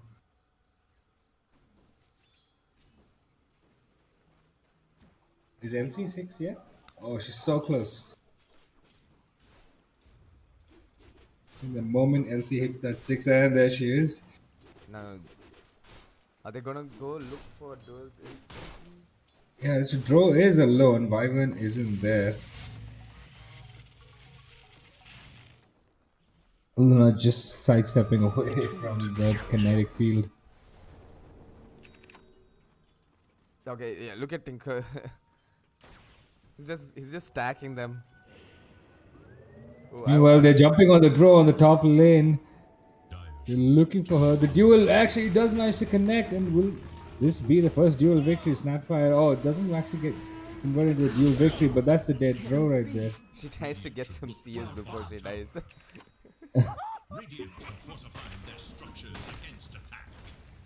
Yeah, this Night Stalker Disruptor lane is pretty much over, I guess. So they're gonna clean off the tower as soon as they can and just go start pushing other lanes. It's the same story for both carries, but I think Luna's come the better off it compared to the Drow. Yeah. If you look in terms of CS, and she farms, I think both farm relatively quick. It's hard to say. Yeah, look at this guy. So he just got that entire stack of ancients all by himself. He used a smoke for that. Yeah, he used a smoke so he doesn't take damage as well. He's getting free items also. Yeah, wait, I want to see the net worth. Yeah, it shows the net worth that he has. Yeah, but right behind him, hot on his heels, is this monstrous LC, and she's already taken the top tier 1 too. So yeah, that's gonna be a pretty hard lane, like for sure. Like, see, Drow has already given up on that lane and he's already gone to the jungle, and so has Luna though. So both the off lanes have forced the safe laners out of the lane.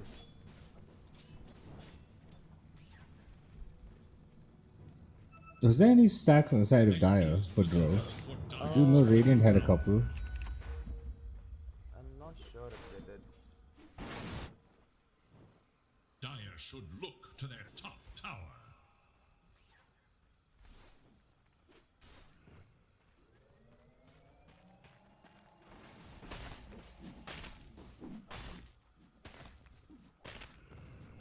The Night Stalker still has a minute left of nighttime. I think he might start looking for a kill, or at least trying to push this Ember out of lane. Just to poke Ember. Did he actually overextend? He's gonna get caught by the kinetic field. Meanwhile, he does have backup from the LC, but she's almost dead, and she does eventually end up falling. Nice stuff with the ulti dropped as well. And now they're gonna finish off this Ember. The rockets. It's honing in. He is using that bottle charge to heal up. And he's gonna be just fine. But that came at the cost of 2 of his heroes. Radiant should look to their middle tower. Radiant's courier makes the ultimate sacrifice. Radiant structures are fortified. There is little hope for Radiant's middle tower. That's a lot of damage. Ember, he just made it back, quickly jumping out of this. Meanwhile, LC in the caught in the midst of all of this. Ember suddenly seriously low, very low right now. Just zipping back and forth, trying to confuse this Night Stalker, controlling him. But this beast, he's so strong, controlled by the Granny as well. Meanwhile, Undying trying to split this fight up in a little bit of a fashion that would benefit his team. And yeah, that eventually comes off with just Undying dying, but yeah. Undying dying. Oh my Undying god. dying. The moment I said it, I was like, what? Yeah, I mean, LC and Ember fell super low as soon as they came in. I don't really know how. What was that damage? Yeah. Where was that? And like, so as soon as that happened, and the Ember had to just back off, and they really couldn't focus on killing anyone. And both the teams were pretty split apart, and they weren't able to secure any kills except on the Undying. Was that the void damage on the Ember? I think so. From the Night Stalker. Yeah. Void again.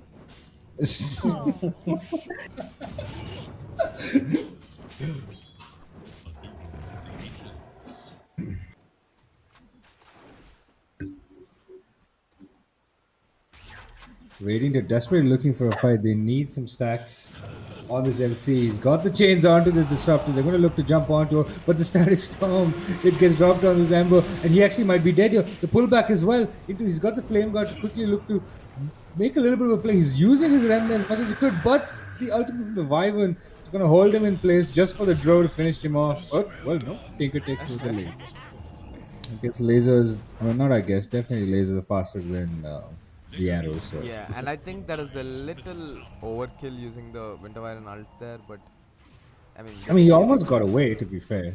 No, like the actually no, yeah, Drow's multi-shot was there on him.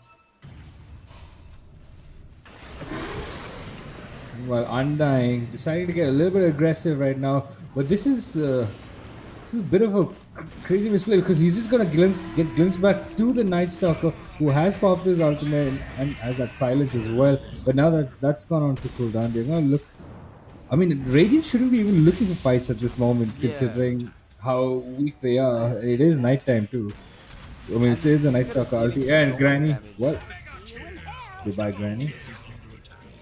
Like the Tinker is not even seen on the map, and he's dealing so much damage. They literally can't even try and fight at this point in time.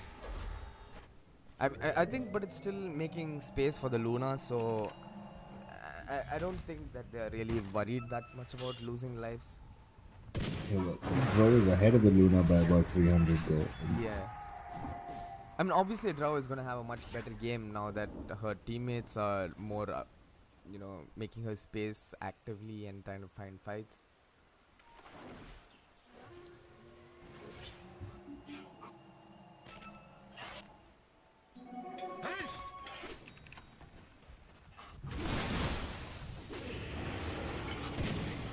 Oh no, Undying. Not again.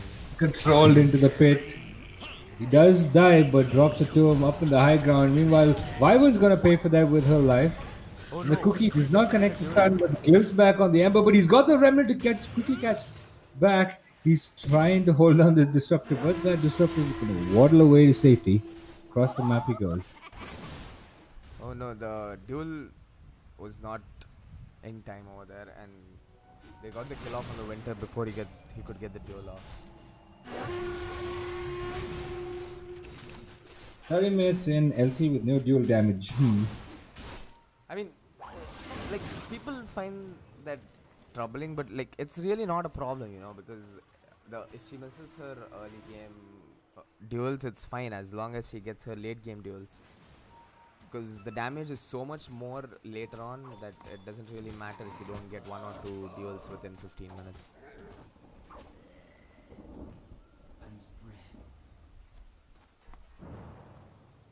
Alright, now there we go, LC and Granny looking for a pick off. They've been smoked up. And start pinging out the mid lane.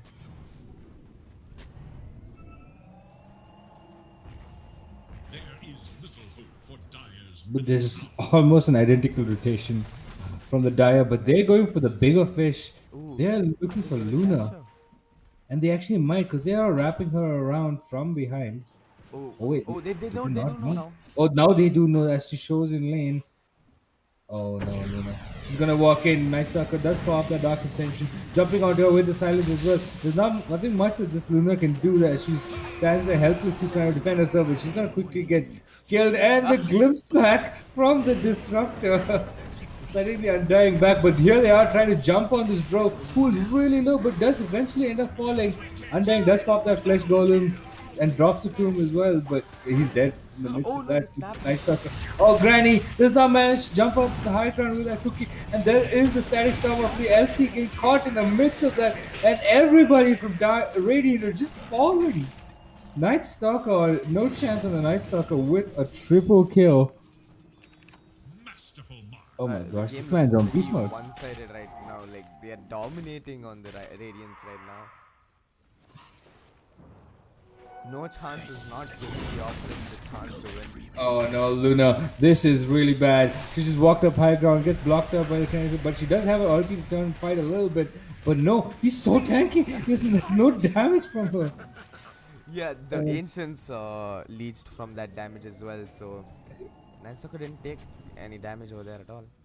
And Luna didn't have Loosen be maxed up either, so very low damage.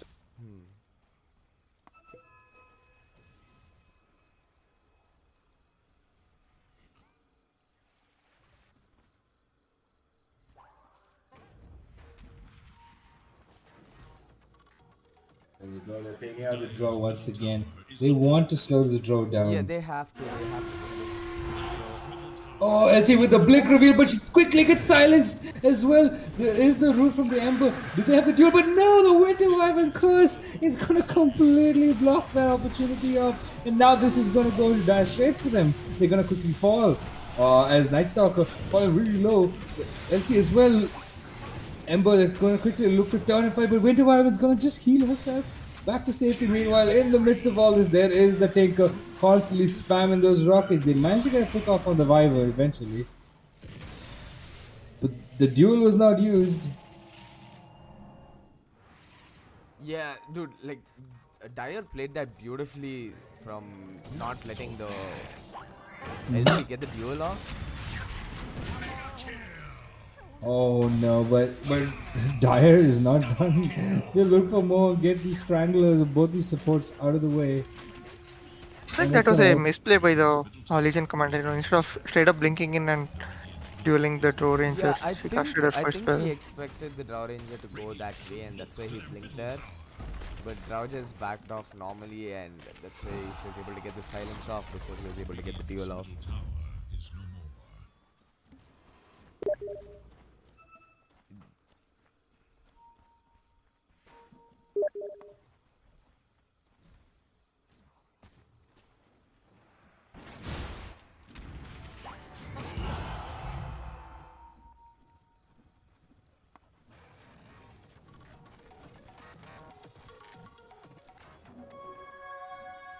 Oh, they are sitting there. Oh no, Dyer. Granny. She might break the smoke, but she's definitely going to pay for it with her life. Night Stalker jumping on top of her. He's got a blink dagger as well, but the duel doesn't do anything because the Winter Wyvern was just able to heal this Disruptor, and the Static Storm is dropped on the Ember as well. Meanwhile, Drow is just comfortable sitting so far away with the Defense Matrix buff as well on her. She doesn't die. But well, now she's probably dead. As Luna joins the fray, and she was able to clean up most of them. Yeah, they were able to burst down the Night Stalker, although they didn't get the duel off. I mean, the duel went on the Disruptor. They were able to get the Night Stalker down, and the rest of them just started falling apart. Oh no, Snapper! She's actually caught the Stinker. Elsie is coming in. Oh no, but the damage from Tinker. Well, Luna's here as well. She's gonna quickly finish the Stinker. This is huge. They wiped the entire team.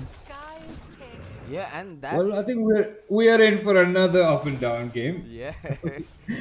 That's a 680 gold towards the Luna. Which is quite a bit of money. 655 gold.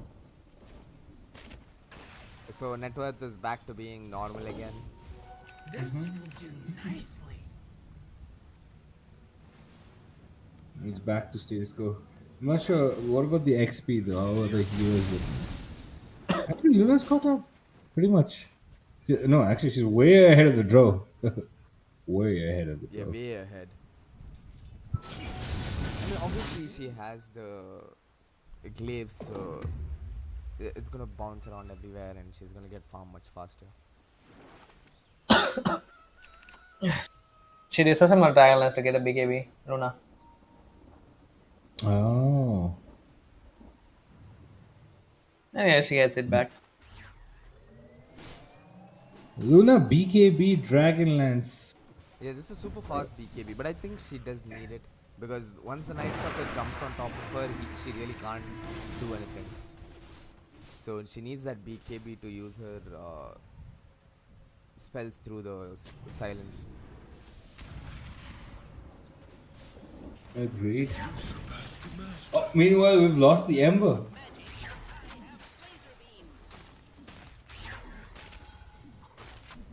Ember really needs a BKB. He can't like manage against a Night Stalker with Bling. Yeah, but are they going to be able to deal with this Tinker problem? Like, if you don't catch him, it's like really hard to get rid of him during team fights because he's going to keep spamming those rockets and they're going to be doing a lot of damage to you. Just like the previous fight, they have to get rid of the Night Stalker and Drow will show up eventually. So if the other people die, Tinker can't do much. Oh, the ult coming in from the Night Stalker again. Stalker gonna quickly jump on to the Granny now, and that Granny is just trying to delay this as much as possible, and that's actually going to give them a little bit of breathing space. But Luna's in the vicinity as well. LC, the root, and the Night Stalker, the ulti as well. He's dead. Meanwhile, in the backlines, LC, she does get the dual victory off this time. So she's the winner, and there's a glimpse back on the Ember, but no, that's just a delay of the inevitable for this Disruptor. Radiant slowly starting to come alive now. Yeah, they're slowly starting to get back into the rhythm again, and the LC is getting the right duels now. Like, he finally went the duel onto the Winter Virus, who's the only one who can save anyone else. So that is really well played. And once the Night Stalker dies, it's pretty much a hard game for the Dire side.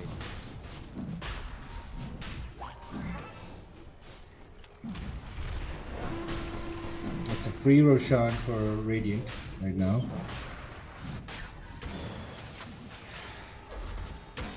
So this is the other thing, right? The same thing happened in the other game also. The Night Stalker goes for a Echo Saber first. I mean, we understand that you might want to get some farm, but on an offlaner, you spend like 2,500 gold on an Echo Saber. You could rather spend it on a Vanguard or something else, which makes you yeah, tankier. yeah. Now it's gonna take a lot of time for him to get a BKB. Even after getting that, Luna will shred right through it. And Luna is quite strong now. She's going for the shard as well, so she's gonna be starting to look scary anytime now. And like you can't stop them pushing towers at this point. It's At same least thing the like we T2s. said, right? Look at that. One team fight you lose and bye-bye tower. Yeah, because these guys are really high elo players and they have objectives in mind. Like, they will do it whatever. Objectives win games, yeah. It's defense of the ancients, Yeah. not defense of the heroes, right? And they have ages on their side too, so like. Radiant's bottom tower is under attack. Tinker, I'll see backing away from that one. Oh no, Luna's looking for a Daedalus. She's got the crystals finished up too. Oh, she's gonna start pumping out those damage. Yeah, she already deals quite a bit of damage. And are they gonna get this Winter Iron? No, she's just gonna back off. I mean, obviously the LC needs to get a duel mainly onto the Winter. But look at where LC is playing. He's just drawing their attention elsewhere. Meanwhile, gets pulled back, quickly looking to TP away, but nope. Yeah. It's not happening. Yeah, you're not surviving with that Tinker being around. Never refuse gold given.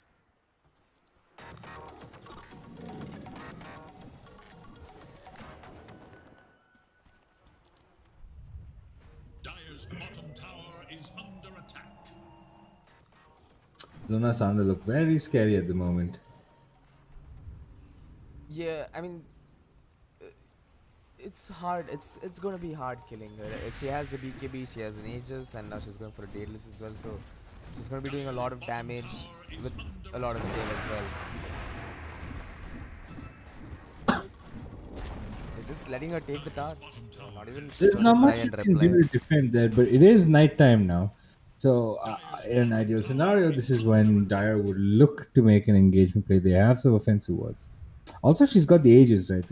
What's the point of diving someone with an Aegis? Because by the time you get to kill the second life, who Everyone's knows? gonna You be might have there. backup. Yeah, exactly.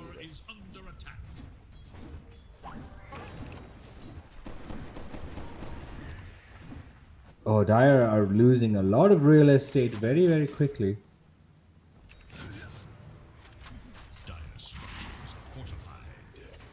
Yeah, this is definitely not going in their favor.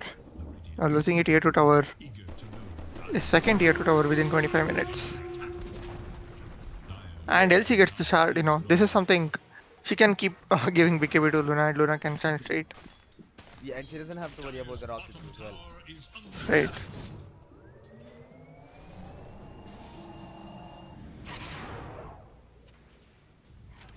Radiant's top tower is under attack.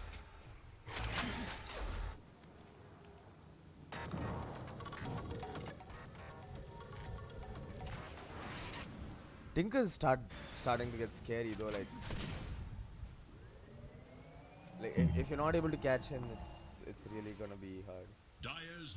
But if you leave him towards the end of the fight, you're okay, right? I Yeah, mean, as long as that's fine. Like if you get everyone else, it's fine. But if the others survive and Tinker keeps dishing out damage from the back, it's gonna be hard for them. If it were to be like somebody like, Tidehunter or something in the front line, Tinker could get a Hex and, he could be sure that nobody's gonna jump on him. Yeah. But Night Stalker, not so much. He's gonna die pretty soon.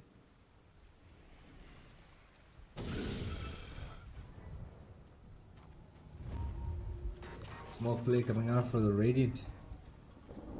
They are hungry.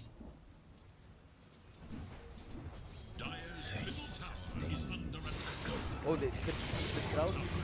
Oh, the big blink ulti from the LC onto the Wyvern. They've taken the Wyvern out. That was their major source of. But the Drow chipping down onto the Ember. But no, he's got that essence to keep himself alive, and that's going to be a T2. Almost. No, they actually back away halfway. It's gonna expire. That's gonna wait. It just does expire, but that's not going to stop them from pushing down this tower. Yeah, she gets all her HP and mana back, so she can just keep pushing now.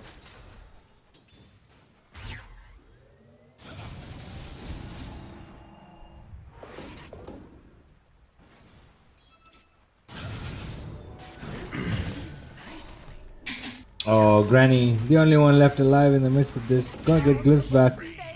That's a dead Granny.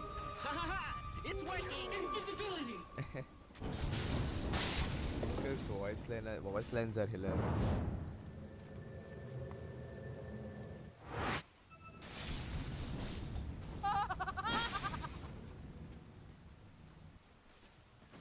Dyer's bottom tower is under attack. The Dire scan on the hunt for Radiant. Oh, they're gonna get a catch onto this LC over here, who's gonna try and TP away but gets stunned.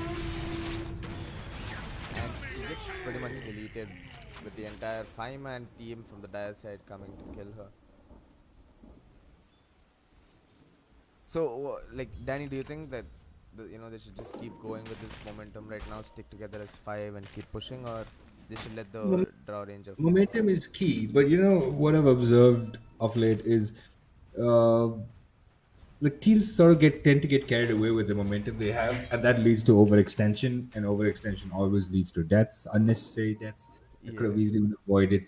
And then suddenly you're looking at the fact that you've given more momentum to the other team, and you've overextended and unnecessarily died. God forbid you use a buyback. That's pretty much your game.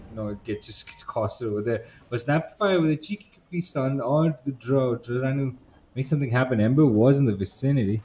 She's backed off, and another smoke play from Dyer. So they are looking for these fights. They want these fights. But the only one they find eventually, in most scenarios, is a Snapfire. They post Snapfire. But the Undying did walk in, and the Luna as well in the midst of this, but she's caught between the Static Storm, and she's gonna be dead. And they do control the LC as well. Ember is the only one now who's trying to man up and fight this Drow, which is getting so much damage. Drow actually might die. Ember's gonna finish it off, and looking to finish off this Night Stalker as well. So that's the dead. That's a team wipe. Wait, where did the other two guys? Brilliantly played by Ember. I didn't even see when Disruptor and Tinker died. Disruptor had an Agnum Scepter, and that's the only reason why the Luna even died in the first place there. But Ember still managed to, like kill all of them. Yeah. And that's another tower. 30 minutes in, Radiant have come knocking. And did Viper just overextend? That could be a potential dieback. He did. And that is it. That's a dieback for the Wyvern. Oh, Ember lost his Agnum Scepter for another 3 minutes. Oh, Wait, his courier died. Yeah. Oh no. I mean, I think it's fine though. Like, oh, Undying. No. Undying just died.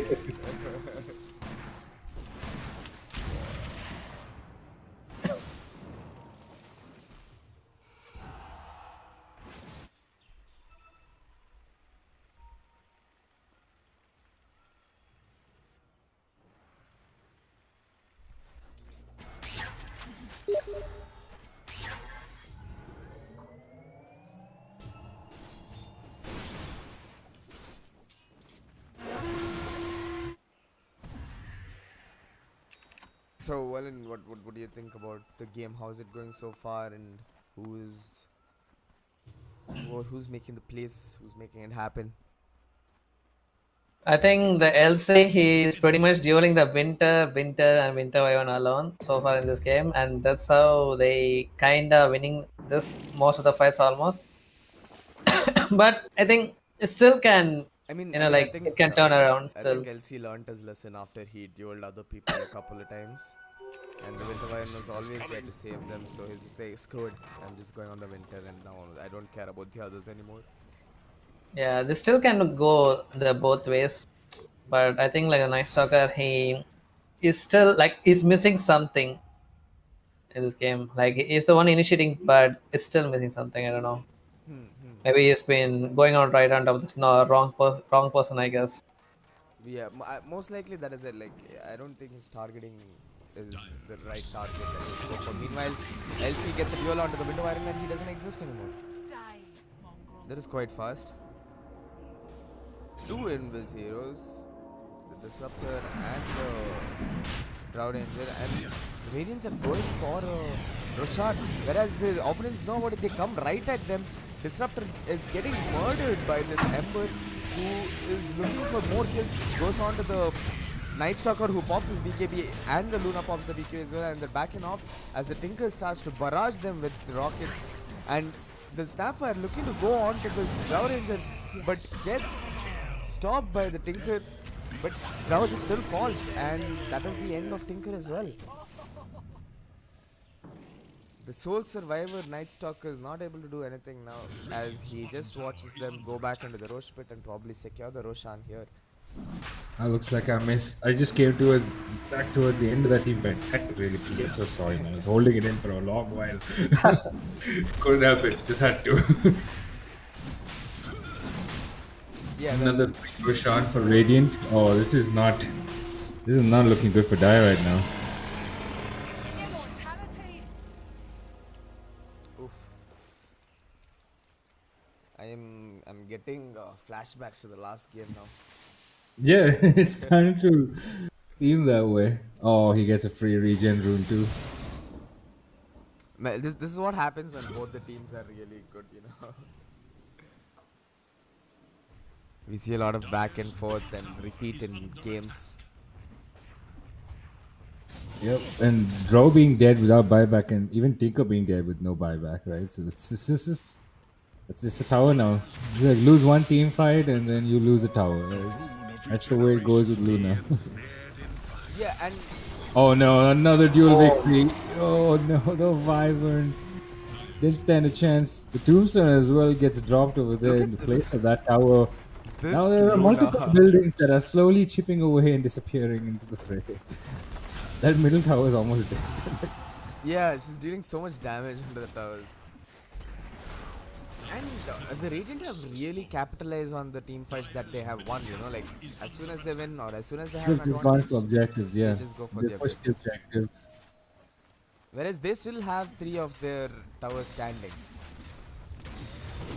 Yep, meanwhile they're trying to jump and poke and prod at this Luna, but this is Aegis Luna. Meanwhile in the backlines, Ember's jumped pretty deep to the left. He's gonna be completely fine, does get all the way back to safety, so they immediately disengage. There's the Agony Scepter, so he's gonna survive that. Meanwhile, the duel in onto the disruptor, but this LC is actually going to be the one that dies. Meanwhile, but the Snapfire kisses all the way from downtown. Meanwhile, Luna getting focused by the Drow, but that's just her first life. We've got to kill her again. Do you have an answer? No, Snapfire just jumping on top of the Drow, saying no, just sit down. But that Winter Wyvern curse, it's so good. It's on the Ember, and Luna is actually going to finish off this Ember. Buyback coming off from the disruptor as well, so they're pretty much looking to back off here since Ember is dead for 116 seconds. He bought back, that was a dieback from him. Yeah, that was a dieback for Ember Spirit. Yeah, so that's not looking that great anymore, so they have to back off from that. I mean, they did kind of overextend a little bit. They got a set of racks and then they immediately started pushing the other one. I mean, they did have the Aegis, so it was Yeah. best to use it. That's fine. Yeah, I mean, they did play, Dire did play it beautifully, you know? Oh no, they're looking for more, but meanwhile they've just walked in onto Luna. The reactions with that BKB, and they're just gonna quickly back away. She did drop her ultimate as well, but she's completely fine and just healthy, and that's just forces out the Night Stalker Wait, further so back. you can't target the laser onto Luna after BKB, right? Even though it's pure damage? Yeah, you cannot. Yeah. It's still a spell, right? Yeah, yeah. Did we lose Verlin? What's going on? Oh, wait, yeah. Oh, wait. I was like, wait a minute, why is the camera Yeah, being that's odd? right. No, we lost Verlin. Rip. No. Big rip. No. He will probably RC in a minute. Take over for the cams, Lama. Yeah.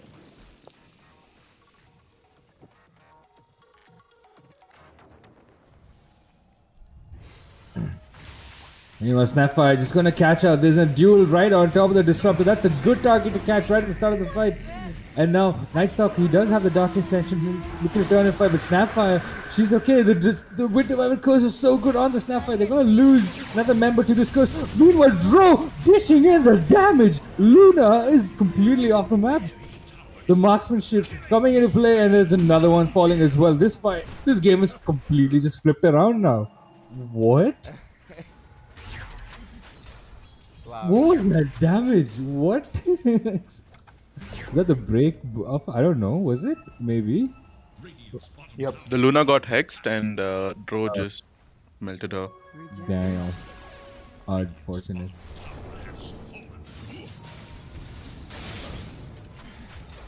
Jojo, I have this thing again.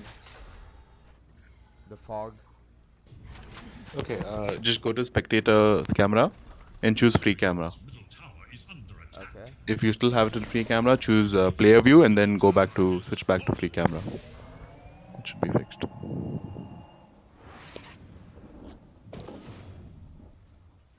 Review free camera. It's not fixed. Okay.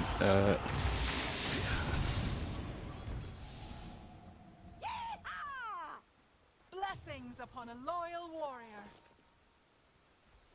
I'll take that.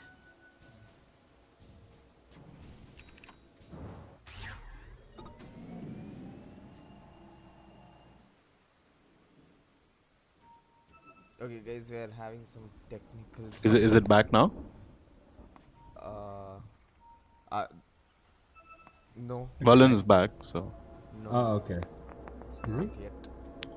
Yep, I he's got- reconnecting. Okay. I got my fog working, so. Just keep trying and now it happens. It's so weird. Why can't they just fix it? Hey, Verlin, you're back. Doesn't seem like not yet. Invisibility.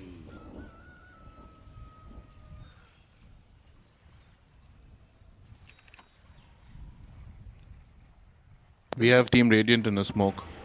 There is a smoke coming out only on the LC though. And Duel Oh wait, LC gonna quickly jump duel on the Winter Wyvern. That's a good pick off right at the get go. I mean, while Ember, he's gonna get caught in between the Static Storm and quickly finished off as well. Tinker spamming those rockets, and with that pick off, with that death of the Ember, that's gonna be immediate retreat. Meanwhile, LC's gonna quickly pop her BKB and get away to safety. Has a glimpse back on the Luna, but she has a BKB to save herself. Alright, I'm back, guys. Hey, welcome back. Hey. It's raining heavily here, dude. Net just got destroyed. It's alright. So, Ember doesn't have buyback. He's dead for 60 seconds. Let's see what the Dire can do with this. Yeah, they need to convert this into something. Scanning for enemies. They have to. I mean, Uh, go ahead. Lama, if your fog is not fixed, just choose free cam and switch back to the broadcast cam. You know, now it's fine when I'm Yeah. looking at Okay. violence, it's fine. It's just when I go back to my free camera, it has that. Snapfire poking prodding at the draw. LC's coming in. Oh, the Winter Wyvern curse actually gets dropped, but Luna is caught in the slice now. She's got the BKB to get out of it. She's gonna control up and the duel onto the disruptor, but the save and the heal from the Wyvern. And while Elsie's gonna take all the damage from Dro, and the Mortimer Kiss is all the way from downtown, gonna split this fight up a little bit. Meanwhile, Wyvern dies. Luna's gonna fall really low. She gets forced away to safety. Does have the hex on her. It's gonna look like quickly turn and fight. Drops a satanic as well, and that's the time for Dire to retreat immediately. And they're looking for more. Meanwhile, oh, the break onto this Undying, but they've got the Dro. They've got to control it. That's the Dro dead. She's dead for 100 seconds. No buybacks. Jesus! Wow. The tips coming out from LC, but they don't have the Roshanas. That's what they're looking I for. think they can still try to look for a siege high ground just because they have 3 of their players still alive, whereas but the Tinker's gonna keep spamming, and that's quite annoying to go against. But do they know that Draw doesn't have buyback? They don't. I don't think they do. Yeah, I mean, even if they don't, like, they'll probably still Me try to too. siege high ground. Possibly. Yeah, that should be. It's possibly the next best thing that they can Yeah, do. man, the Snap is playing beautifully though. He's getting the blinks It's right in- onto the Tower Ranger and getting the stuns on her. And he has more levels than the Night Stalker. And Oh wow! I didn't even think about this. and has same level as the Tinker too. So Jesus. And the Ember. What is this? Orders. Let's check it out. Snapfire's shadow bladed up also now. Walk in.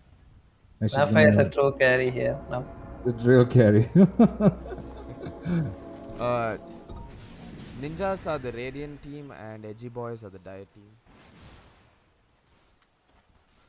Is the Luna animation broken for you guys as well? Yeah, he's broken. It's the stun animation. It's a stun running around It's hitting more you. like, I'm done with this game. Please edit it already. Yeah, he's floating through the map. Can you zoom into him? Oh, one sec. Oh gosh. Wrong target.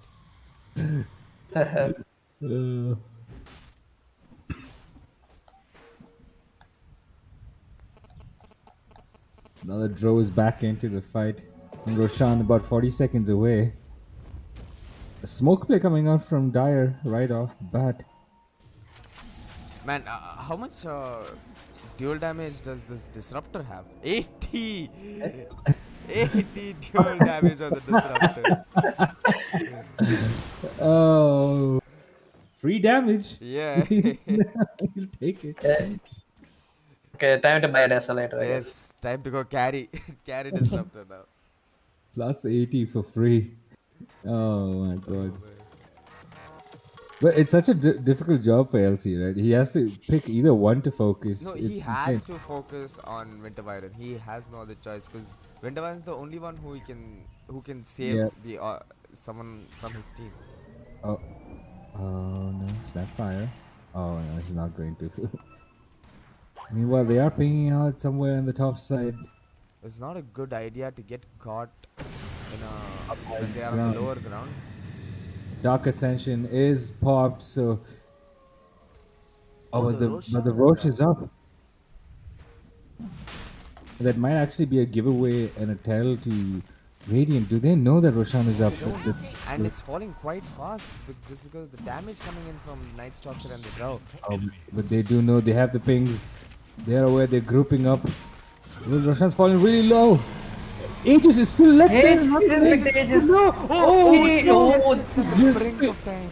He just picked it up in the brink, but that's gonna cost him so dearly.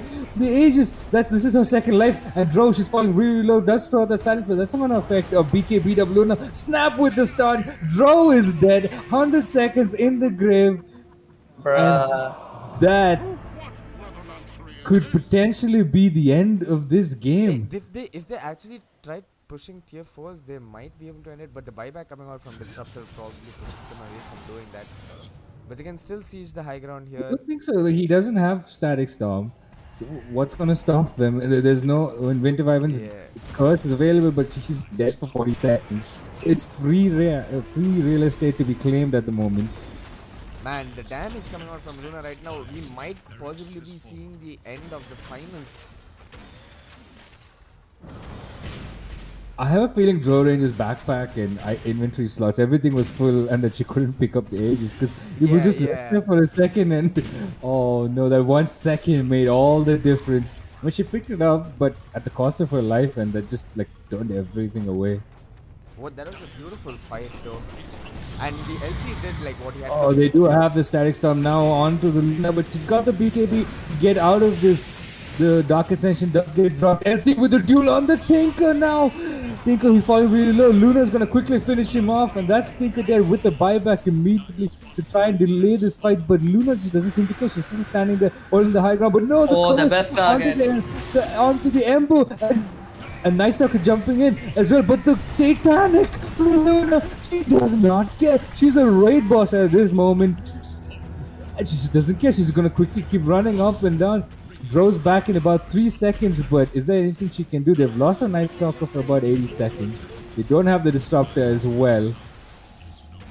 And Drow, she's looking for more. She's looking for to break the Luna. Oh, and that's a dead Luna. Okay, maybe she can do something about it. Whoa. Yes, she can. She absolutely can. She dished out so much damage that Luna couldn't even react to it. Neither did the Snap. The Snap didn't stun him, nor Cookie, nothing. Yeah, there was like 4 arrows, 5 arrows, and Luna was dead. Like that's 3,000 HP just vanishing. Yeah. Of course, the break comes into play largely there. Oh man, the graph is exactly like last time.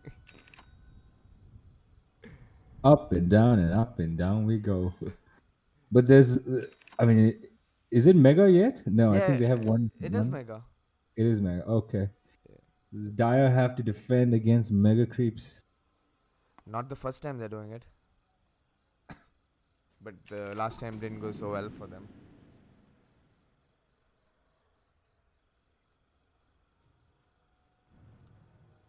Oh shit, I'm getting dizzy again. Oh no. Is that why we're staring at trees? Yeah.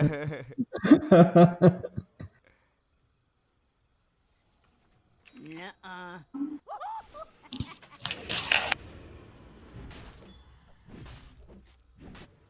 Okay, yeah, we're staring at trees. Hunting bounties. I'm switching to free cam. Alright.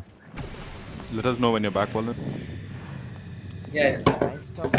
Night Stalker's BKB is in his backpack, guys. I really don't know about this. Oh no. What is he aware of this? I think He should be, right? Probably. He's carrying the dust in place with the BKB. there. He's getting a gem. Okay, but BKB? At this point, he probably doesn't need the Echo Saber.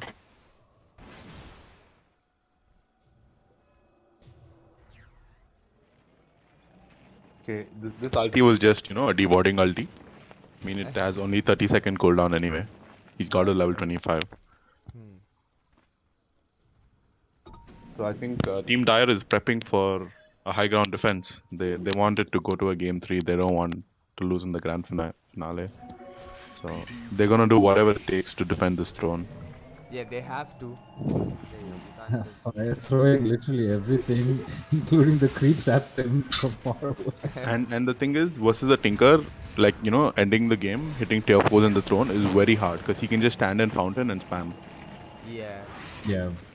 I mean, at this point, I don't really think that they're going to mind damage coming out from that. LC... Oh, they've got the LC jumping in, a catch onto the Night Stalker, a heal from the Winter Wyvern as well. But there is the curse on the Ember that's controlled him up as well. But Luna, she's still fine, and Droll, she's finally fall low. But the spam rocket from the Tinker, of course, this makes it hard. They do lose eventually the Night Stalker, who's back in the grave for about 90 seconds with no buyback. And Droll, there is a route onto her as well, but they're not able to close that gap and quickly catch it. But the stun misses from the Snapfire, and Droll's then going to pop a Satanic and man fight the Luna, but Luna as well. She does have a Satanic too. This is a Satanic battle, but who's going to come out on top? I cannot understand, but she just opened the throne, and that's GG. Ninjas have done it.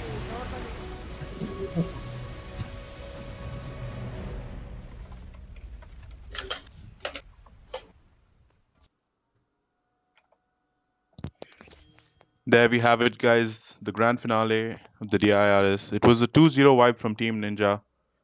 Some amazing top tier plays coming out from them. That was one heck of a game. Don't you guys agree? Yeah. Absolutely. They really showed them who's dominant. I mean, both the teams played amazing. We saw some up and down battles, but in the end, only one team comes out on top, and both the games were pretty similar, right? It was Ninja getting dominated for the first 15 minutes and then them just pulling it out of the bag completely and running away with it. Oh. Wow, okay. GG. Kudos to both the teams. Thank you guys for having me to cast. No This problem, brilliant games to cast. Danny and Lama. Thank you guys. And once again, I would like to sponsor our tournament platform partner, GoGame.live. And I would also like to thank Mr. Verlin, Joji, and especially Lama and Helios. Thank you guys all for joining in on the cast. Thank you so much. We will catch you in the phase 2 of the DRS, which is going to start in 2 weeks. Yes, sir. Until then, please like, share, and subscribe. Jojo, do you wanna call someone from Team Ninja? Yeah, so we have actually a post-game interview for you guys. I will be right back with the player. I'm gonna drop. Yeah. Cool.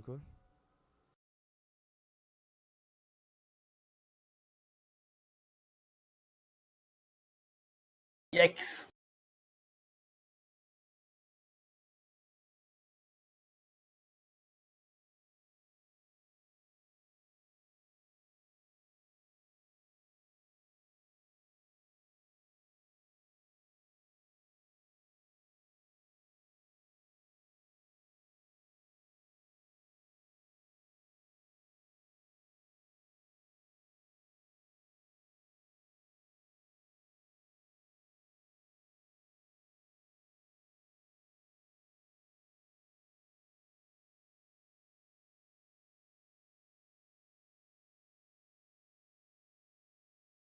Player of Team Ninja, ABH1, who was the Ember Spirit, with us for a post-game interview. So ABH, how does it feel? First of all, how does it feel to win the DIRS Phase 1? You're muted, just in case. Yep, ABH1, you're muted. Or maybe the cast version mutes people. Okay, now ABH1. Oh, we still can't. Okay, let's move up. Can you guys come to the VCM? General maybe.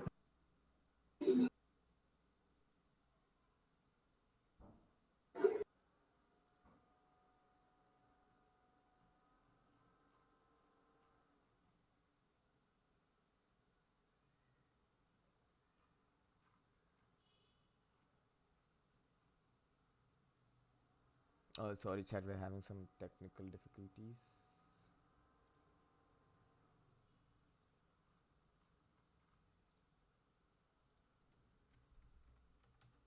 Okay, can you hear me now? Yeah, we can hear you now, ABH1. Good. Hey, Lama, are you here? Yeah, I'm here. Okay, so how do you feel after winning the tournament, ABH1? Of course, it feels nice. I mean, we didn't expect the result to be 2-0. We didn't scream or anything, and we're so happy after winning this because they were the best team of the tournament, Yeah. and I'm glad we did it. You guys have faced each other before, have you? Like previously? Yeah, but that was when we had two different players. So just now before this tournament, we had a roster shift. Okay. So and it turned out well also. Like I think we are good on calls, we're good on communications and stuff like that. Yeah. So yeah. And both the games were beautiful. Like both of you played amazingly well. It was not like Thank one you. team was dominating the other, but you guys played really Yeah. well. And the I mean, 2-0 yeah, of show- course it has to because they're not bad. They're also very good. They're 200 ranks, 300 ranks. So yeah. Yeah, really amazing players on both the teams and really well coordinated as well. Like you guys put on a really good show, and you guys just were the better team this time. You showed them in a 2-0 dominance. So well played I from both of mean, you. yeah, because of course draft has to be a positive thing here because I think game win was a favorite draft because we got our favorite picks. We had Doom. Of course, we didn't get to play Night Stalker. We were hoping to pick Night Stalker, but yeah. But still, we had our favorite hero. It was fun to play with that. So, yeah. And how did you deal with the patch being dropped in the middle of the tournament? To be honest, I don't know. We didn't even talk about the patch, so it wasn't like there was any major nerfs or buffs for some heroes apart from one or two. And other than that, I don't think that was a major shift in any direction to our draft or anything. You guys didn't like sit the whole night and go through the patch and like. No, not at all. All right. So. Yep. So I have some personal questions for you, ABH1. So who's the most noisiest member in your team in terms of mic? You know, who's the one yelling in middle of the game? Has to be me, of course. Definitely. Yeah. Okay. Yeah, And, who do you think stepped up the game the most in your team? You know, who had a standout performance according to you in your team? That's a tough question because I think Madness played very well in game 2 with that Shadow Blade. And I guess Comet and World5, yeah. I have to say World5 played very well in Doom. And of course Comet and Pashu too. I mean, in the second game, Yeah. he did give 80 damage to Dual damage. dual damage to Disruptor. Oh, that I didn't even notice. Like, Yeah, that doesn't really matter so much as long as you win the game. Yeah, it doesn't and matter how much. that's what of yeah, damage it's not gonna matter anyway. If Disruptor comes and it's me, I'm like, okay, I'm happy with this. Yeah. Okay. So once again, congrats. Very well played, ABH1 and Team Ninja. Hope to see you guys in the next phase of the DIRS. Yeah. And see you guys as well in the spectator chat and the viewers. Yeah. Dude. All right. Any last words, Lama? That's it. Thanks for having me for casting this amazing tournament, and I'll see you in the next phase. Same place. All right. See you guys. Have a good night. Good night.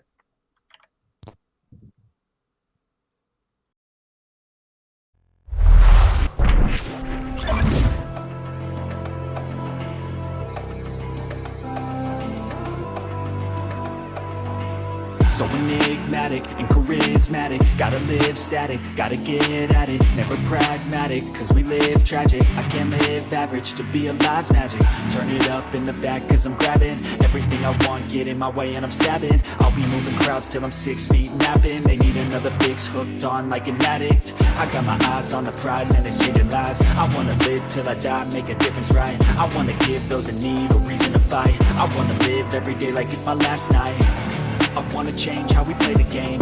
Rearrange all the pieces till they say my name. Push an agenda against doing what they say. I wanna stand up and start a revolution. I wanna start a revolution. I wanna start a revolution.